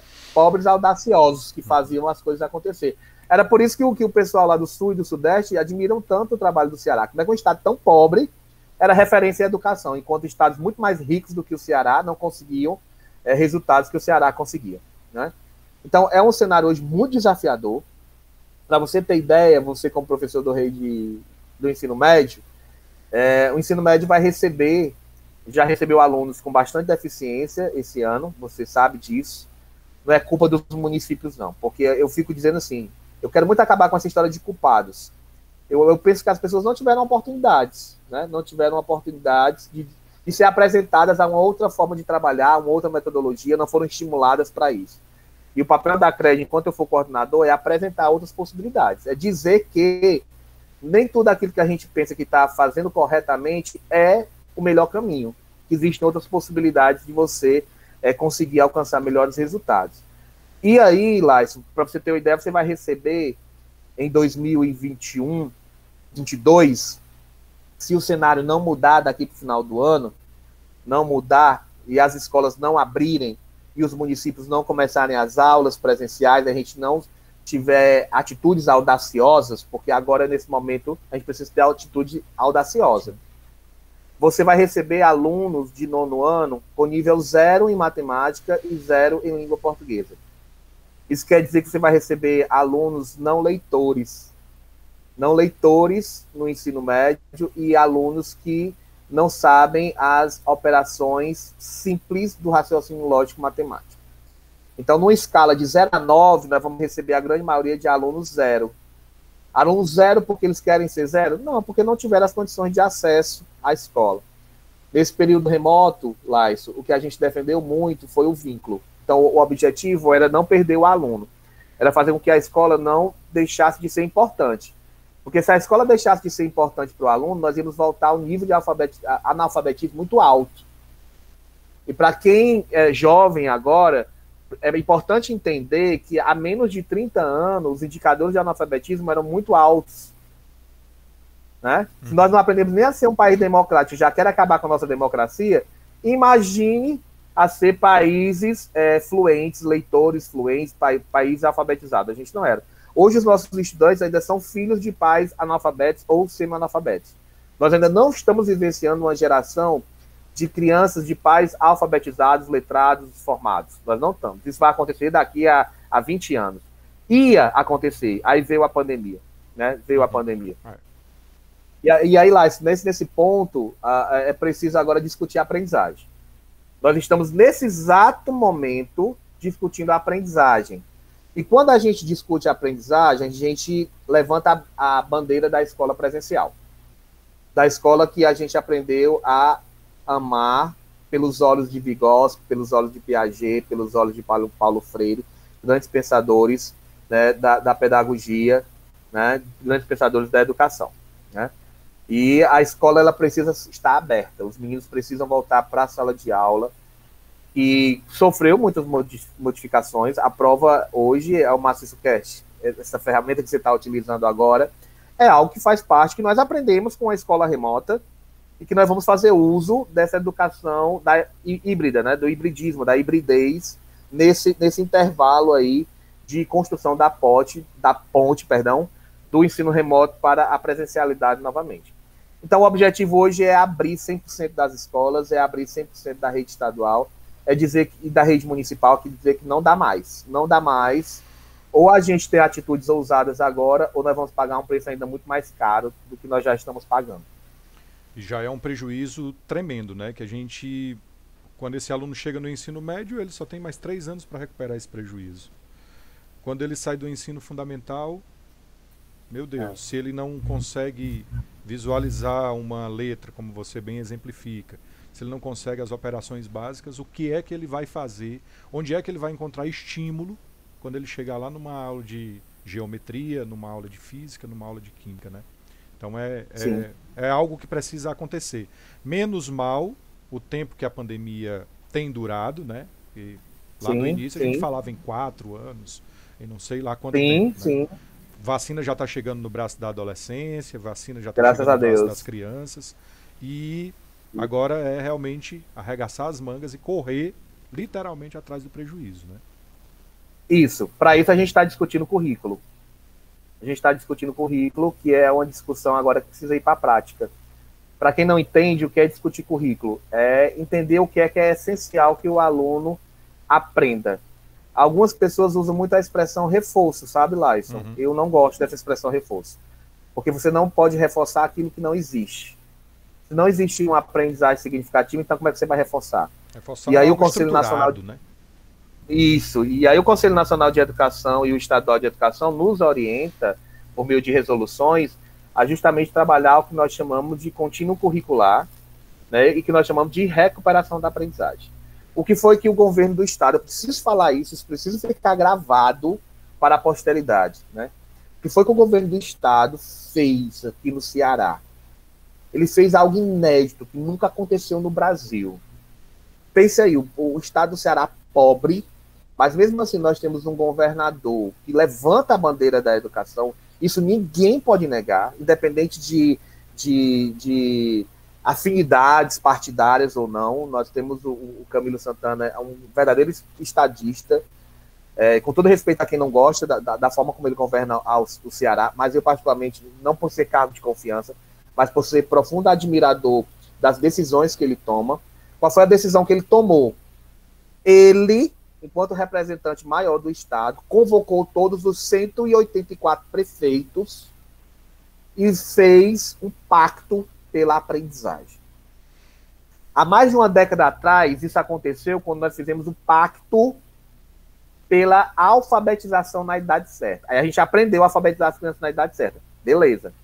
Agora chegou a hora de a gente fazer um pacto pela aprendizagem. Laisson, aí o que foi que o governador fez? Ele criou um programa de injetar recursos, insumos, direto nas prefeituras, direto nos 184 municípios, onde o município que vai receber menos recurso vai receber em torno de R$400 mil, e os municípios que vão receber mais recursos vão receber em torno de 500 e poucos meio milhão de reais, para fazer ações pedagógicas estruturadas para a recuperação da aprendizagem. Isso é fantástico. Assim, eu quero que os municípios façam, eu acredito no potencial do professor, mas eu preciso dar condições para ele. E aí o governo dá o quê? Dinheiro. Eu preciso de dinheiro para fazer essas ações. Isso precisa ser registrado. Precisa ser registrado para a posteridade, porque eu tenho certeza, eu tenho certeza que assim como a ciência conseguiu, no curto período de tempo, ter uma vacina para acabar o mais rápido possível com a pandemia, o Ceará vai, sim, recuperar essa aprendizagem num curto período de tempo. Em pouco tempo, nós vamos retomar a nossa curva de ascensão e voltar ao nosso crescimento e continuar sendo espelho realmente para todo o Brasil, não por vaidade, mas por necessidade de mostrar que o nordestino tem sangue nos olhos, o cearense sabe fazer educação e sabe fazer educação de qualidade. E aí o nosso governador injetou, agora em outubro vai estar, os municípios vão estar criando esse plano. O plano é todo amarradinho, não é pegar o dinheiro e gastar de qualquer jeito, não é. Você sabe disso nas escolas estaduais, tudo a gente faz com os planos muito bem estruturados, você deve lembrar disso, você sabe disso, cada ação ali com o seu recurso, e a ideia é dar condições, porque quando nós formos discutir resultado, nós demos condições para que os municípios e as escolas pudessem fazer o trabalho e recuperar essa aprendizagem. Para isso vai ter o quê? O apoio da CRED, né? Vai ter a mentoria de todos os profissionais, a nossa assessoria gratuita, não precisa contratar assessoria, os municípios não precisam gastar dinheiro contratando assessoria, que vai ter toda a assessoria da COPEM, que é a coordenadoria que cuida da cooperação com os municípios, por intermédio das SECONs, das CREDs, apoiando essas ações, e as CREDs vão acompanhar. Agora chegou a hora da gente realmente correr atrás do prejuízo. Mas para isso a gente precisa de quê? Das escolas abertas. Precisa que os alunos estejam nas escolas. E aí agora no mês de setembro é o mês D. É o mês D. Ou voltam agora em setembro, ou vai ser tarde demais. E aí nós já estamos nesse processo, muitos municípios já retornaram, Guaramiranga já retornou, Palmaça já retornou, Ocara já retornou, Pacuti retorna semana que vem retorna também Redenção, retorna também Baturité, retorna também Aracoiaba, as escolas estaduais já retornaram, o Ministro Pimentel já retornou, você sabe disso, né? Semana que vem nós temos mais várias escolas que estão voltando, então até o dia 27 desse mês de setembro, toda a rede já vai ter dado o primeiro passo dessa retomada das aulas presenciais. E aí vai ser muito essa coisa do erro e acerto, mas vamos tentar mais acertar nesse momento, né? Com toda essa estrutura que está sendo montada, toda essa preocupação por parte da SEDUC e, obviamente, das coordenadorias, chegou a hora, não tem mais como adiar. Chegou a hora. Chegou a hora da gente ter lucidez pedagógica. Eu adoro essa expressão. A gente precisa ter lucidez pedagógica e entender quais são as necessidades que o nosso público tem. Se a gente não fizer isso agora, nós vamos ter problemas sociais muito mais sérios do que nós já enfrentamos hoje. Né? E aí, para isso, você sabe disso, você é um professor super antenado, super jovem, fala super a linguagem da juventude, você sabe que para suas aulas de história serem cada vez mais interessantes para os adolescentes, você aprendeu e você já sabia, mas desenvolveu muito mais com a escola remota. As suas aulas hoje, elas são ministradas muito nessa linha, né, do que foi aprendido com a escola remota. O bom da escola remota foi isso, o uso das tecnologias, o compartilhamento de ideias, dar oportunidade para que o aluno seja o protagonista da sua aprendizagem. Você chega muito mais... Precisa repensar como são as reuniões familiares, repensar como é o planejamento. E agora vai caber a cada secretaria, a cada escola, a cada gestor, a cada professor, entender que os alunos precisam ser tratados de forma diferente. E aí aquilo lá, isso que a gente sempre discutiu na teoria, vai ter que ser praticado agora, que é o princípio da equidade. Uhum. O princípio da equidade agora tem que ser o nosso lema para se alcançar resultados. Não é hora de discutir resultados, não é hora. Nós temos apenas parâmetros, que é o nosso ponto de partida. Agora é hora de discutir a aprendizagem. Vai chegar a hora da gente começar a discutir resultado. E aí, essa hora vai ser no ano que vem. A partir de 2022, se Deus quiser, essa pandemia já tem realmente cessado, oxalá tenha passado realmente, né? Mesmo que eu acredito muito na ciência, acredito muito na vacina. Eu acredito que, apesar de nós não termos nenhuma uma vacina 100% eficaz, mas vai aparecer essa vacina, mais cedo ou mais tarde ela vai aparecer, e as que nós já temos disponíveis, ela vai dar uma desacelerada realmente nessa pandemia, a gente vai poder voltar. Já tem acontecido, né? Graças a Deus. Você fala dessa coisa do princípio da equidade, me vem aquele quadrinho, aquele memezinho lá da internet, né? A gente agora vai precisar identificar o tamanho do degrau para cada um desses meninos poderem olhar do outro lado do muro, né? Então vai ter um que vai precisar de um degrau muito mais alto, vai exigir muito mais esforços, e vai ter outro que vai precisar apenas de um batentezinho, né? Aqui no Bom Cearense. Muito bacana. Isso. Somado a essas conquistas aí, essa política, que a gente pode chamar de política pública, né? Essa injeção que o governo do Estado está colocando aí até o mês de outubro, particularmente falando da CRED, nós tivemos algumas conquistas, né? Falando, obviamente, mais uma vez em terceira pessoa, sou da CRED, né? Faço parte do maciço. Tivemos algumas conquistas bem pontuais, bem marcantes. Queria que você falasse aí eu acho que é essa menina dos olhos aí da tua gestão, que é o programa Inteligentes, dessas conquistas aí que estão chegando, dessas escolas em tempo integral que você tinha começado a falar. Pontua aí alguma coisa nesse contexto, por favor. Com todo prazer, lá. Esse programa Inteligentes era um sonho. Um sonho que a gente começou a sonhar lá na Escola Menezes Pimentel, né? Quando no condomínio digital, e aí a minha esposa, a Flávia, era professora, DPS, professora de desenvolvimento pessoal e social. E a proposta na época do condomínio digital era dar oportunidades aos jovens de entender o que era o mundo do trabalho, desenvolver habilidades e competências socioemocionais capazes deles protagonizarem a própria história, de construírem essa história muito pautada no poder da educação, no poder transformador da educação. E aí as competências socioemocionais surgiram com muita força no cenário, e coincidiu lá isso que eu fiz a minha primeira especialização. Minha primeira especialização é em Educação Emocional e Ecologia Humana, na UES. E quando as competências socioemocionais foram apresentadas para mim naquela época, eu não tinha nem noção do tamanho que elas iam ser com o passar dos anos. Foi quando, por meio do Instituto Aliança, assim que eu assumi a CRED, eu me aproximei muito dos municípios, sabe, Lázio? Muito dos municípios, porque eu sabia, como professor da rede estadual do ensino médio, que muitos problemas que nós enfrentávamos no ensino médio, eles começavam no ensino fundamental. Não porque os municípios eram incompetentes, mas é a natureza mesmo. A mudança, a maior indicador de evasão começava no fundamental, lá no 6º, 7º ano. o primeiro contato com as violências, o primeiro contato com as drogas, começavam ali. E aí, conversando com o Instituto Aliança, eu e a Flávia, minha esposa, ela faz parte, ela é coordenadora do Instituto Aliança. Um dia eu cheguei para a Eveline e fiz uma provocação a ela. Eveline, eu quero escancarar, no bom cearense, né? No português bem cearense, eu quero escancarar as portas da crédito do Instituto Aliança. Para isso, eu quero fazer uma intervenção no ensino fundamental. Tu topa? Topa. E aí ela disse, como? Eu sei, a gente precisa fazer alguma coisa para ajudar aquelas crianças, ajudar os municípios, e começar a eles construir o projeto de vida, não mais só quando eles chegarem no ensino médio, é preciso construir o projeto de vida deles quando eles ainda são pré-adolescentes.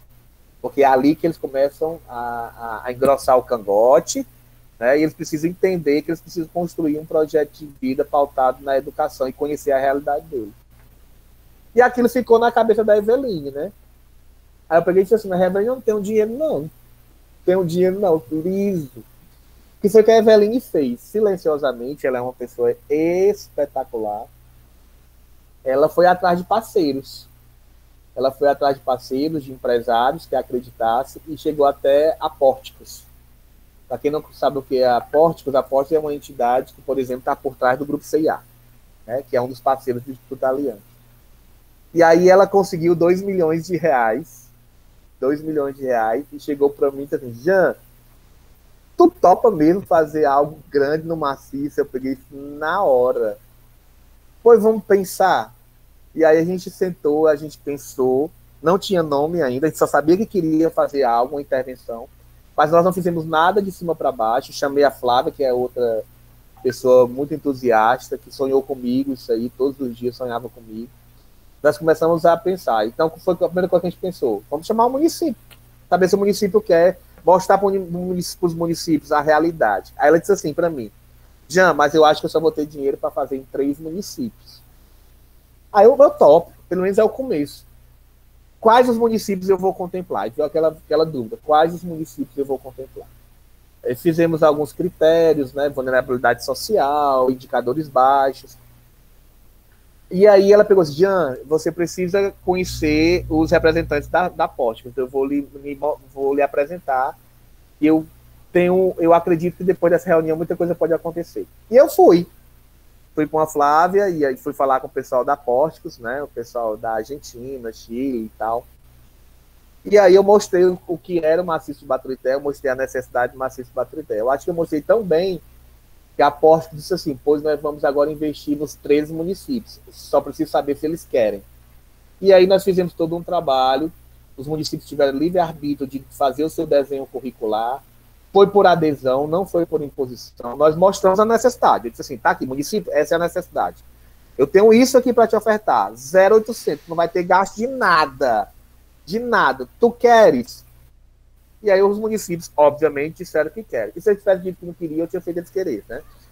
Aí eles quiseram, foi aí que nasceu o Inteligentes. Lá, foi aí que nasceu o Inteligentes, muito parecido com o Núcleo de Trabalho, Pesquisas e Práticas Sociais, mas agora com um desenho pautado no ensino fundamentais, acreditando no desenvolvimento das competências socioemocionais. Foi um marco, porque foi um sonho que agora que a gente tinha sonhado muito para o Pacuti. A Flávia, minha esposa, ela tinha um sonho de trazer o Instituto Aliança para o Pacuti, né, numa gestão municipal. Mas nós não tínhamos tido a oportunidade, numa gestão municipal, de trazer o Instituto Aliança para o município de Pacuti, exclusivamente no município de Pacuti, né? Não tivemos essa oportunidade. Aí Deus foi tão bom com a gente que disse assim, pois você não vai ter oportunidade só para Pacuti, não. Você vai agora é para o Maciço todinho. E aí esse pacote veio, e eu costumo dizer que ele chegou na hora certa. Apesar da gente ter passado pouco tempo na presencialidade, o Inteligente chegou na hora da pandemia.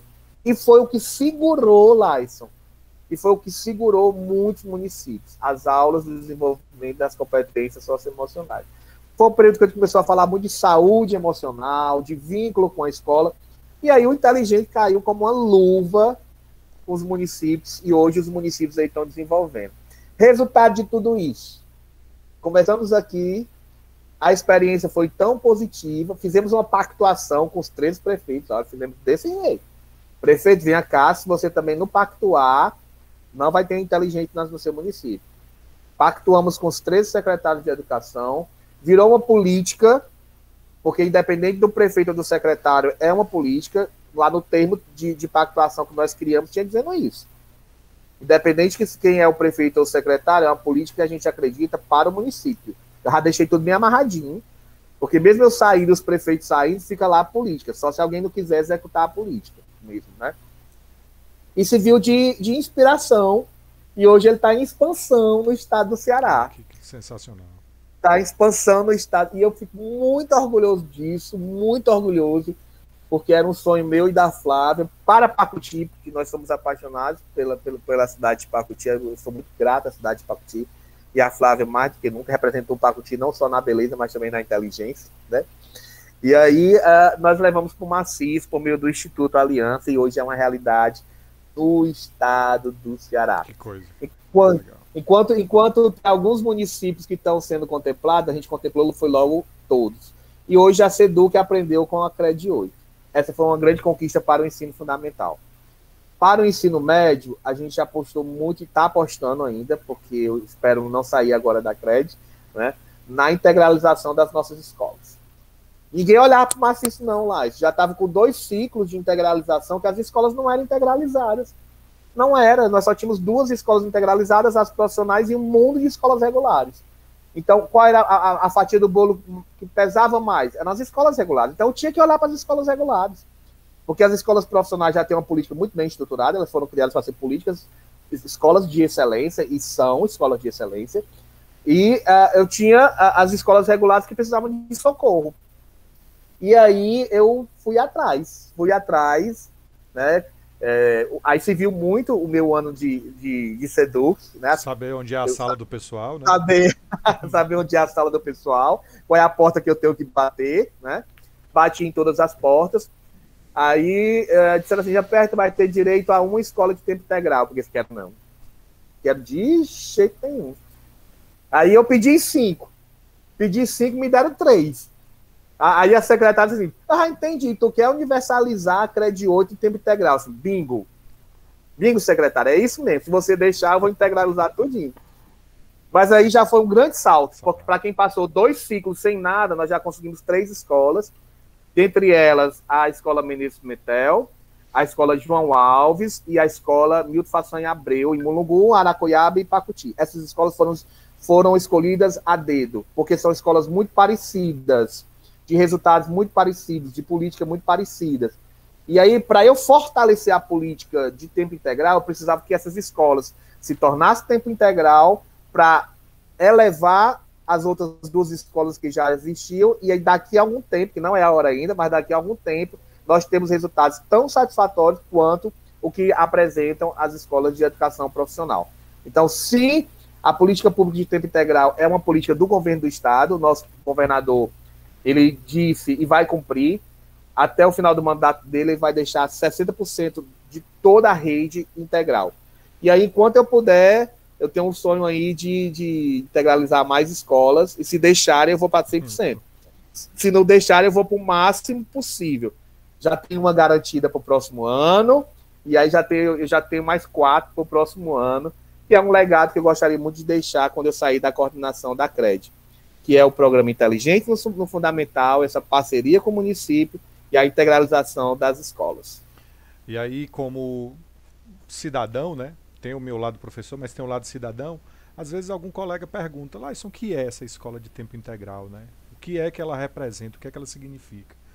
É o aluno chegar e passar um dia dentro da escola, vivenciar a educação formativa, a educação conteudista, né?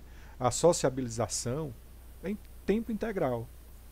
Grosso modo, entrando 7 horas da manhã, saindo 4h30, 5 horas da tarde, diariamente. Então, hoje eu sou professor de uma escola de tempo integral, a gente já veste a camisa com esse nome. Tenho uma filha que vai se beneficiar dessa história também. Então, só a gente sabe, né, enquanto galera de escola, de vivenciar a escola, o quanto isso é marcante. E quando eu estou falando para os alunos de 2º e 3º, que infelizmente não vão se beneficiar, mas ele tem às vezes um irmão mais novo. Ele vai ter um filho daqui a pouco. E ele vai entrar numa escola de tempo integral. E isso é fantástico, né? Isso é... E aí, lá, enquanto a escola regular só tinha um quinto do dia do aluno era sob a orientação da escola. E agora ele vai ter um terço do dia, um terço do dia do estudante, ele vai estar sob a orientação da escola. Num curso de isso representa anos, muito. Né? Isso representa muito. Se você calcular em horas, calcular em dias, um terço, a cada 3 anos, 1 ano da vida desse adolescente vai ser orientado pela escola. Não, isso faz fisicamente dentro dos muros. Dentro dos muros da escola. Além do que ele vai precisar de projeto, de extra, e disso e daquilo outro. Então, isso. É fantástico, É sensacional. Você começa aí a falar, e você já exemplificou aí o Rogers como uma grande inspiração. Mas além dele, porque o Rogers é um conhecido de pouca data, né? A gente não precisa também de grandes convivências, às vezes, para admirar as pessoas, para saber do potencial que essas pessoas têm na vida da gente, né? Mas assim, Pierre, a tua inspiração como gestor mesmo, sai da onde? Vem de onde essa tua inspiração? É um misto, viu? É um misto. Frankenstein, assim, né? É um misto. Primeiro, a saudosa Dona Valdelice Holanda. Então, ela era uma diretora, ela foi minha diretora enquanto aluno, e eu achava interessante porque ela pisava macio. Acho que é por isso que saía aquela história de eu nunca gostava de me arrastando chinelo. Ela pisava macio, e quando ela queria dizer as coisas lá, ela não aumentava o tom da voz. Ela falava baixinho no ouvido, e ali, meu filho, ela plantava uma semente com uma voz macia, mas ela era muito firme, e ela era baixinha, mas quando dizia assim, lá vem a Dona Valdelice, o que era de menino correndo nesse corredor para sentar nas cadeiras. Então eu tinha uma admiração muito grande, porque ela dirigia a escola pelo exemplo. Esse foi das minhas primeiras inspirações, né? Aqui em Pacuti, a minha sogra, né, a gente briga muito, mas a gente se ama. Eu e minha sogra, a gente briga muito, mas a gente se ama, a gente se respeita muito. A minha esposa disse que se eu não fosse filho dela, eu não era tão parecido como ela, né? Então, assim, eu acho que em outra vida eu fui filho dela. Mas, assim, ela me dá muitas dicas. Quando eu assumi a direção da escola, ela me chamou para as conversas. E aí disse algumas verdades para mim, o que era que um gestor passava, o que era ser um gestor. E ela disse uma coisa muito interessante para mim, que eu guardo até hoje na minha vida, né? E ela dizia muito isso: valorize sempre as pessoas que estão ao seu lado. Mesmo se naquele momento você souber que ela não precisa, não é digna de uma valorização total, mas valorize. Na frente dos outros, valorize. E para as verdades, você diga a ela na hora certa, no cantinho, né? É uma outra pessoa que me inspira bastante, assim, a professora Isolda Sela. A professora Isolda Sela, assim, eu considero ela um Marte mesmo da educação. É uma pessoa com muita sapiência, com muita sabedoria, com muita leveza. Discreta, uma leveza, né, cara? Discreta, sem muitos holofotes, muito discreta, mas muito sábia nas suas decisões, uma visão muito futurista, muito holística. E aí ela também é uma fonte de inspiração muito grande. E o Rogers, além de ser meu amigo pessoal, eu adoro conversar com ele, porque quando ele abre a boca, é uma enciclopédia. E é um cara que é apaixonado pelo Sobral dele, pela comunidade dele lá do interior. Cara super simples, professor de sociologia da rede, né? Professor de sociologia da rede estadual, sem muitas vaidades, mas é um cara que se entende de educação como ninguém. É tanto que hoje ele não é mais secretário, saiu da SEDUC, foi tocar alguns projetos pessoais, né? Ele está lá com a Fundação Lema, na criação de uma escola para gestores, uma escola de excelência para gestores nesse projeto.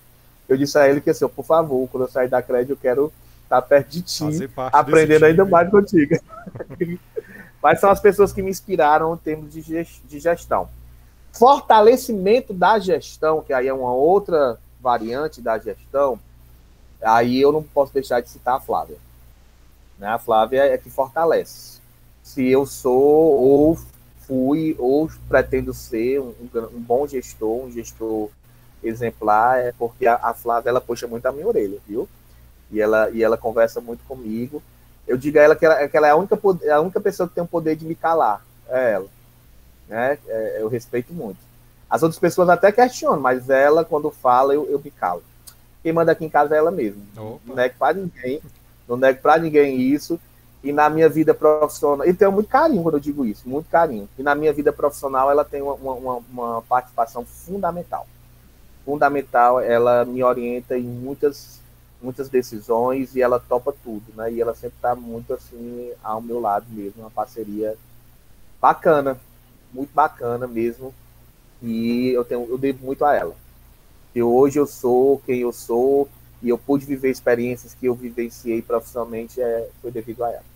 Ela que me ajuda bastante. Salve de 5 indicações, 4 mulheres, né, cara? Que legal. Eu acho mulheres. Acho que aí eu venho de uma família. Já conta muita coisa. Você vem de uma família praticamente. Aliás, só irmãs e mãe agora, né? Eu venho de uma família, né? Que eu tenho 3 irmãs, 2 filhas. Aí eu tenho 3 sobrinhas, finalmente nasceu um sobrinho. Aí eu deixei de ser o único na família. Não vou perguntar mas era só eu e um monte de mulher. Não vou perguntar se ainda vai vir, talvez, uma tentativa de um terceiro filho, não, para não entrar em tantas intimidades. Mas a torcida continua, viu, Flavinha? A hora que você escutar isso aí. A gente sabe que são ciclos, né, Pierre? Você hoje está dentro de um ciclo. Você já coloca aí a sua posição de não querer, porque acha que esse ciclo ainda tem muito o que ser feito, muito o que ser construído, mas também já deve ter assim um olhar para o horizonte, né? Um olhar para um pouco mais à frente. Você coloca aí na sua fala a história do cargo de confiança. Daqui a pouco a gente vai passar por um processo de eleição mais uma vez, né? E aí, o que é o olhar do Jean-Pierre além da CRED? A pós-CRED, né? Porque a gente sabe. A gente tem que ter os pezinhos no chão, né? Então, assim, para todos os efeitos, no próximo ano, nós que exercemos cargos de confiança, acaba o mandato do governo Camilo Santana. Ninguém sabe como é que vai ser, mas a gente já trabalha que acaba a gestão, né? Acaba a gestão da CRED e é algo muito passageiro. Quem está em cargo de gestão sabe que é algo muito passageiro. Você não é o dono da CRED, você está contribuindo ali naquele momento. Eu, profissionalmente, Laísson, eu estou muito aberto a novas experiências, novas propostas. Eu já vi coisas muito bacanas, não está assim no meu radar viver situações que já foram vivenciadas. Também não descarto, mas não é algo que eu coloco agora como meu projeto de vida. Então, eu pretendo viver outras experiências, outros momentos, de aumentar mais o raio, né, de aumentar mais o raio profissional e aberto aí a convites, né? A CRED está me proporcionando ter contatos, muitos contatos, inclusive com outros estados, né, com outras realidades, em outros momentos. E aí vamos esperar as coisas acontecerem, tudo na hora certa, no momento certo, né, e eu espero que aconteça. Caso contrário, né, o que é que eu tenho de certo? Ser professor, com muito orgulho da rede estadual. Minha lotação é lá no Menezes Pimentel, né? Só não vou ser lotado na sala de aula. O chão da sala de aula que é o local, né? Que é o local. Mas aí eu quero viver outras experiências, sim, ainda na minha vida profissional, né? Quero contribuir, eu acredito que eu estou em plena atividade profissional, idade muito produtiva ainda, não pretendo. E aparecendo aí algumas oportunidades, a gente vai estar abraçando com muita responsabilidade. E a maior oportunidade que pode aparecer, caso contrário, é sala de aula. Que legal, que massa. Sala de aula. A política é cogitável? Existe uma possibilidade de alguma coisa política? Lembra que isso aqui é algo que pode ser para a posteridade, viu, cara? Pois é, Laís. Já me fizeram alguns convites. Eu já recusei esses convites. É um tema que mexe comigo. Se você dizer assim, 100% descarta. Já teve uma época na minha vida que eu dizia 100% descarta. E eu me achava uma pessoa totalmente apolítica, né? E me escondia muito, me escondia muito. Até eu entender que eu era político, né? E que eu exerço um cargo muito político, né? Hoje eu exerço um cargo muito político, porque eu tenho que lidar com não é politicagem, nem é política partidária, é muito político no sentido das relações, das relações. Um futuro numa carreira política, se for um grupo que propõe, que tenha o mesmo pensamento e que tenha o mesmo ideal e que seja um ideal realmente que eu acredite, se não for eu, tem a Flávia. Então, assim, o sonho, a Flávia, o sonho é mais dela. E eu abriria mão para viver esse sonho com ela, como ela abriu mão de muita coisa para viver o meu sonho comigo, né? Então, teve alguns momentos que eu fui muito do contra. Eu tinha muito medo, me dá medo a forma como as pessoas tratam a política. Mas eu penso que eu posso contribuir muito, né? Talvez não como sendo peça principal, mas como pessoa que possa compor aí um time e sair aí pro jogo. Coisa boa, né? Eu tive uma primeira conversa, o primeiro episódio do Maciço Podcast foi com o prefeito de Baturité, o Herbert Mota, e uma das primeiras perguntas que eu fiz a ele é por que a nossa região, né, por que o Maciço de Baturité não tem um representante, por exemplo, na Câmara Estadual, por que a gente Sim. não tem deputados aqui? E aí ele falou uma frase muito bacana. Ele disse que essa é a melhor safra, fazendo aí uma comparação como se fosse uma plantação, né, de bons frutos.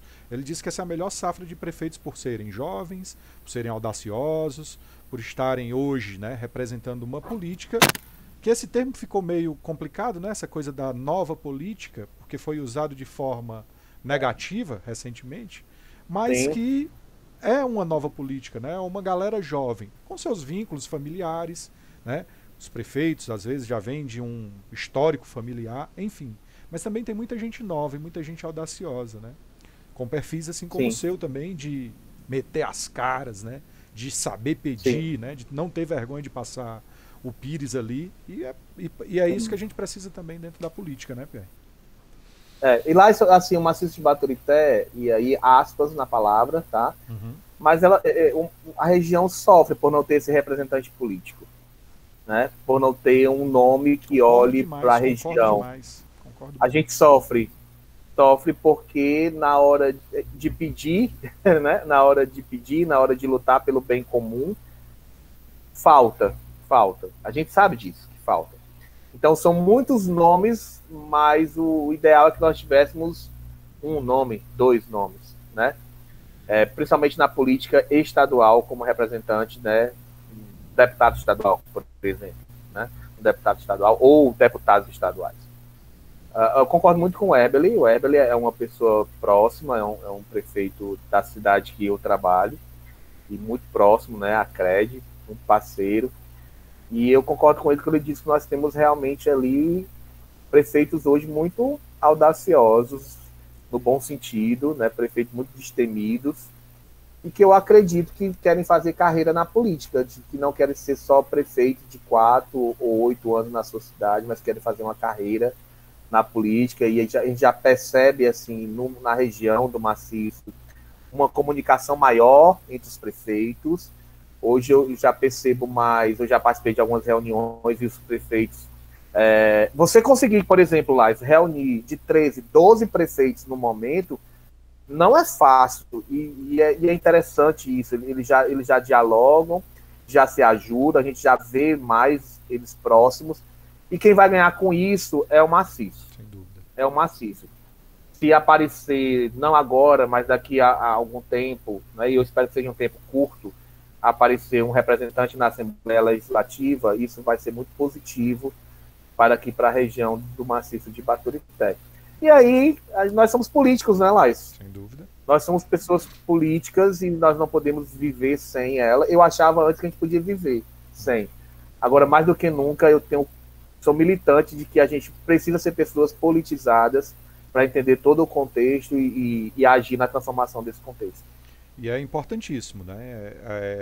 contribuir dentro da sua alçada, contribuir dentro daquilo que você pode, deixando às vezes. E uma outra fala do Herbert, ele falava sobre isso, né? Que está sendo criado no município de Baturité um plano de longo prazo, amarradinho, como você fez aí com essa coisa do programa Inteligentes. Independente de quem entre, de repente até muda o nome, mas que precisa ser feito uma série de coisas. Eu acredito que até pelos próximos 30 anos, se não me engano, chama Baturité 2050, né? Então, é uma visão de longo prazo, né? É uma visão mais à frente, né?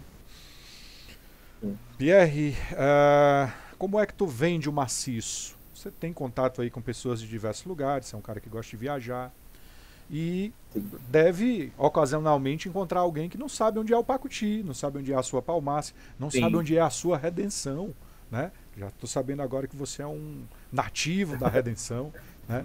Nativo. E aí, como é que você vende o maciço? Como é que você apresenta o maciço? Boa pergunta, viu, Lais? O maciço ele é conhecido... Cartão postal do maciço é Guaramiranga, isso a gente não pode negar, né? E tem seus méritos. Sim. Alguém lá atrás, há alguns anos atrás, vendeu essa imagem que pegou, né? É uma grife hoje, sem a menor sombra. É uma grife cara. Uma grife cara. Muito cara, né? E aí o maciço, geralmente, ele é conhecido, o cartão postal é Guaramiranga.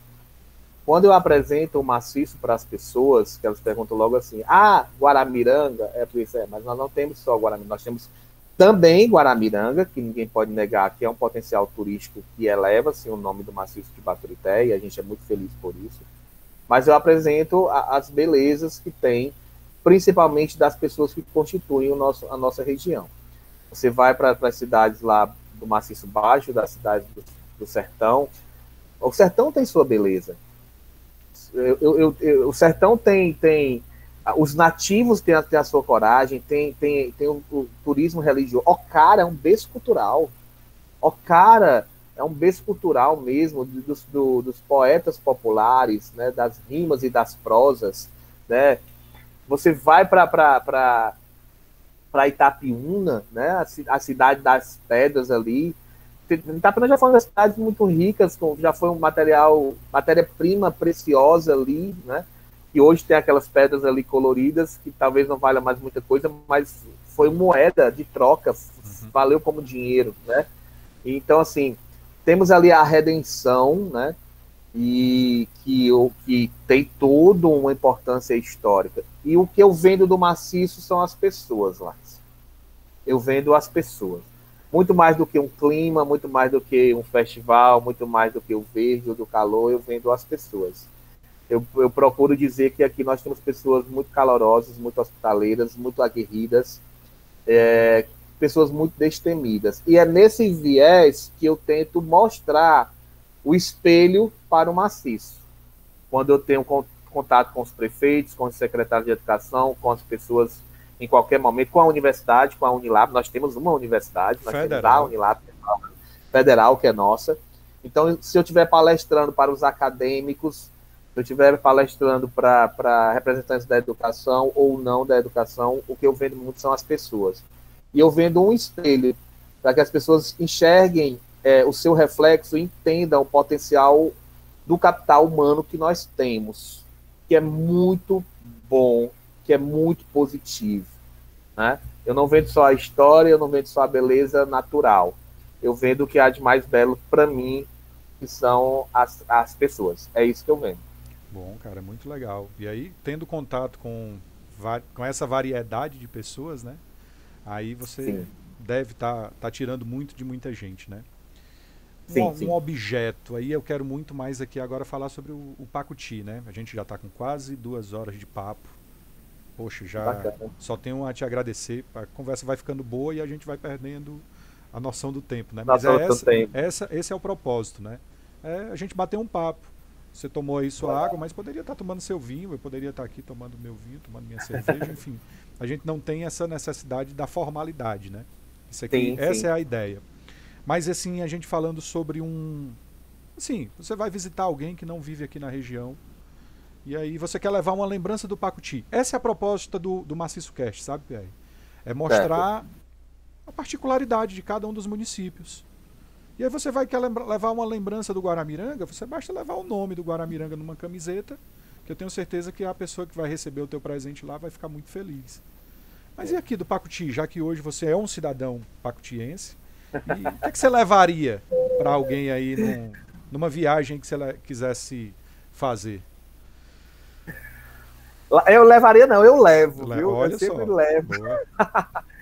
O pessoal lá na Seduc diz que quando chega a feira. Eu levo. Primeiro eu levo as gostosuras da cidade, levo mesmo. Leva a culinária da cidade, eu levo o que é produzido aqui, né? Eu tento conquistar as pessoas pelo sabor. Eu levo, por exemplo, a banana daqui da Serra, que tem um sabor diferente daqui de Pacuti. Quando é época, eu levo a tangerina, eu levo a jaca, eu levo a banana passa. Eu vou logo pelo sabor, pelo paladar, sabe lá? A primeira coisa que eu levo é isso, né? É isso mesmo para que as pessoas comecem a conhecer a cidade.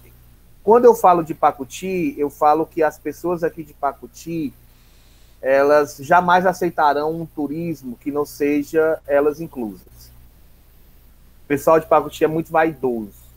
Então, assim, eles não aceitariam que a cidade fosse simplesmente usada com o viés turístico e eles não usufruíssem disso. Eu não acredito no turismo para Pacuti que o povo de Pacuti não participe. Eu acho que não vai nem para frente. Não vai nem para frente. Certo? Faz parte da sociedade de Pacuti, isso. Né? Então, eu sempre digo que o pessoal de Pacuti ele é muito vaidoso. Muito vaidoso. Quem é nativo aqui de Pacuti, ele tem uma vaidade que é natural, parece que é no DNA. Nasceu pacutiense, já nasce vaidoso. Já nasce vaidoso no sentido de que a minha cidade é bacana, que a minha cidade tem um clima bacana, que a minha cidade é bonita, que o meu povo é bonito. Né? É isso que o Guaramiranga que é perto do Pacuti, não o contrário. Mais com todo respeito a Guaramiranga, mas que o Guaramiranga que é perto de Pacuti, não é Pacuti que é perto de Guaramiranga. É isso que eu tento mostrar, né? E assim, hoje os acessos estão muito mais próximos, você tem vários acessos, né? Você tem 4 acessos, Baturité, 020, Redenção e Palmácia. Largos, e asfaltados, sinalizados, venham sinalizados. Isso. O que eu vejo é que Pacuti é um potencial em ascensão. O que precisa é dar oportunidade para que as pessoas de Pacuti façam. Não precisa trazer ninguém de fora, não, né? As pessoas de fora podem vir para somar. Serão sempre bem-vindas, como eu vim para somar e fui muito bem-vindo, muito aceito. Mas aqui em Pacuti nós temos pessoas que conseguem, sim, ter uma visão. E se não for para crescer junto com a cidade, o pacutiense não vai aceitar. Isso eu tenho certeza grande que deve ser uma filosofia de qualquer pessoa que estiver à frente da gestão da cidade. Quer crescer, cresça junto com o pacutiense. Se deixar o pacutiense de fora, não vai rolar. Já viu que não dá certo. Não dá certo. Vai ficar... A gente ainda tem 2 perguntinhas, são as últimas, já vou te liberar. São 2 saias justas. Tá. Uma mais particular, tá? Que aí vai ter, obviamente, um tom de brincadeira. Mas assim, tirando as 3 que você já tem seu vínculo. Uma que você nasceu, uma que você viveu e a outra que você já disse aí, se apaixonou, né? Se acarinhou pelo Pacuti. Qual é a outra assim que te encanta do maciço?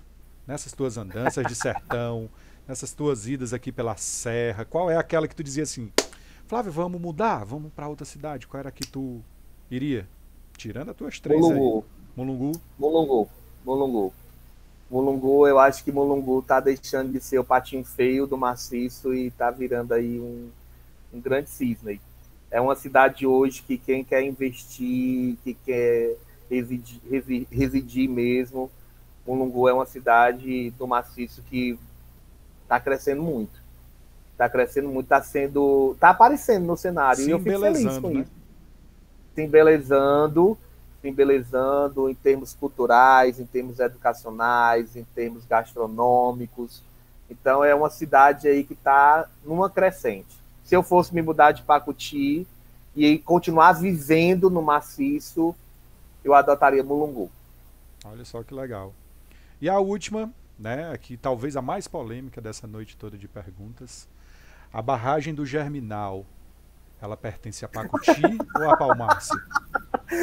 Não, não ria não, que o negócio é muito sério, tá gerando polêmica. Me diga aí.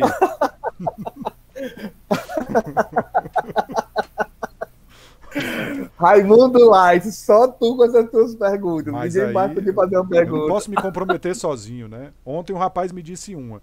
Quero escutar a sua hoje. A barragem germinal? Ah? A barragem germinal é do Pacuti. Não tenha sombra de dúvida disso que a barragem germinal é de Pacuti. Ela vai beneficiar mais Palmácia, mas ela é pacutiense da gema. A ideia do podcast também, Pierre, tem muito essa coisa desses cortes, né? Alguns cortezinhos de falas tuas, que aí é o que vai gerar, obviamente, a brincadeira. Claro, que claro. A gente quer que água é uma coisa que beneficia Claro, a maior quantidade de pessoas. Claro, Professor, claro.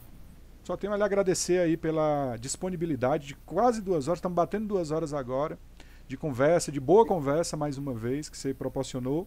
Faltou falar alguma coisa? Queria falar alguma coisa que não entrou na pauta aqui? Fica à vontade. Laison, só quero lhe agradecer, tá? A iniciativa bacana. Nós estamos construindo hoje aqui insumos históricos, não, que vão ser guardados aí na nuvem, nas mídias, e que serão canais para que pessoas possam estudar futuramente, né, sobre essas nossas falas e entender como era o cenário hoje. Nós estamos em setembro, né? Setembro de 2021. Então é uma fala muito baseada no contexto que a gente está vivendo. Só tenho que lhe agradecer e parabenizar pela iniciativa do MacisCast. Você, como sempre, muito inovador, muito legal mesmo. Quero dizer que continue, busque essas pessoas que estão construindo aí um Maciço em diversas áreas, é importante. Vai ser uma fonte de pesquisa histórica fora do normal, isso que você está produzindo agora. Eu acredito que nós atingimos o nosso objetivo de ter um papo bem descontraído. Sem dúvida. Quem um dia for escutar vai tentar entender aqui algumas situações, mas era só que um cara que é apaixonado pelo que faz, tenho muito respeito, sou um militante mesmo da educação, apaixonado pela educação pública, acredito como filosofia de vida mesmo da educação pública. Isso, quem me conhece sabe que não é da boca para fora. Eu sou daqueles caras muito intensos, que se for para chorar a gente chora, se for para rir a gente ri, se for, né, para gargalhar a gente gargalha junto. E eu quero lhe agradecer. Eu acho que se ficou alguma coisa, em outro momento a gente pode ter outro tipo de conversa, né? Foi um papo muito legal. Falei aqui de alguns pontos da minha vida pessoal. Hoje as pessoas de Palmácia, a geração nova não sabe nem que eu cresci em Palmácia, né? Eu sou a cara do Pacuti, então muito orgulho de ser a cara do Pacuti, muito orgulho de ser a cara do Pacuti. Amo essa cidade mesmo, devo muito a essa cidade, e tento pagar da melhor forma possível. Fazendo o meu trabalho e buscando investimentos aqui para a cidade. Às vezes não precisa ser notado nem ser publicado nas redes sociais. Só precisa acontecer. E muito obrigado, Lais. Muito obrigado e ficamos aí à disposição. Beleza. Câmara Municipal de Palmácia. Esse cara que contribui tanto para a educação do município ainda não tem um título de cidadão. Puxãozinho de orelha aí, tá? Vereadores. Façam apenas a justiça, né? Porque o cara que trabalha pela educação do município de Pacuti, que hoje trabalha na educação do estado do Ceará, da CRED, ele está contribuindo e muito para muita coisa legal. Professor Jean-Pierre, primeiro, o título é esse, né? Professor Jean-Pierre, muito obrigado aí pela oportunidade, por dar credibilidade aqui para a gente. E tenho certeza que a gente vai se falar mais vezes, talvez até por um outro assunto, talvez até por uma outra coisa. Vou levar em consideração sua indicação, porque era a última pergunta a se fazer. Vou correr atrás aí do professor Rogers, a hora que for viável aí, vou te pedir aí um contatinho dele para a gente bater um papo, porque eu tenho certeza que vai render muita conversa boa também. Sim. Aí a família Rifani aqui de Pacuti, ele tem raízes aqui em Pacuti, então tem um pedacinho do Maciço lá junto dele. Boa. Uma pessoa que eu tenho muita admiração. Valeu, Laís. Obrigadão mais uma vez, João. Tudo de bom, Deus abençoe, abraço nas meninas e a gente se fala. E para quem não sabe, eu chamo o Laís de Raimundo e ele me chama de João. Valeu, junto. Raimundo. Valeu, tamo junto, João. Até mais.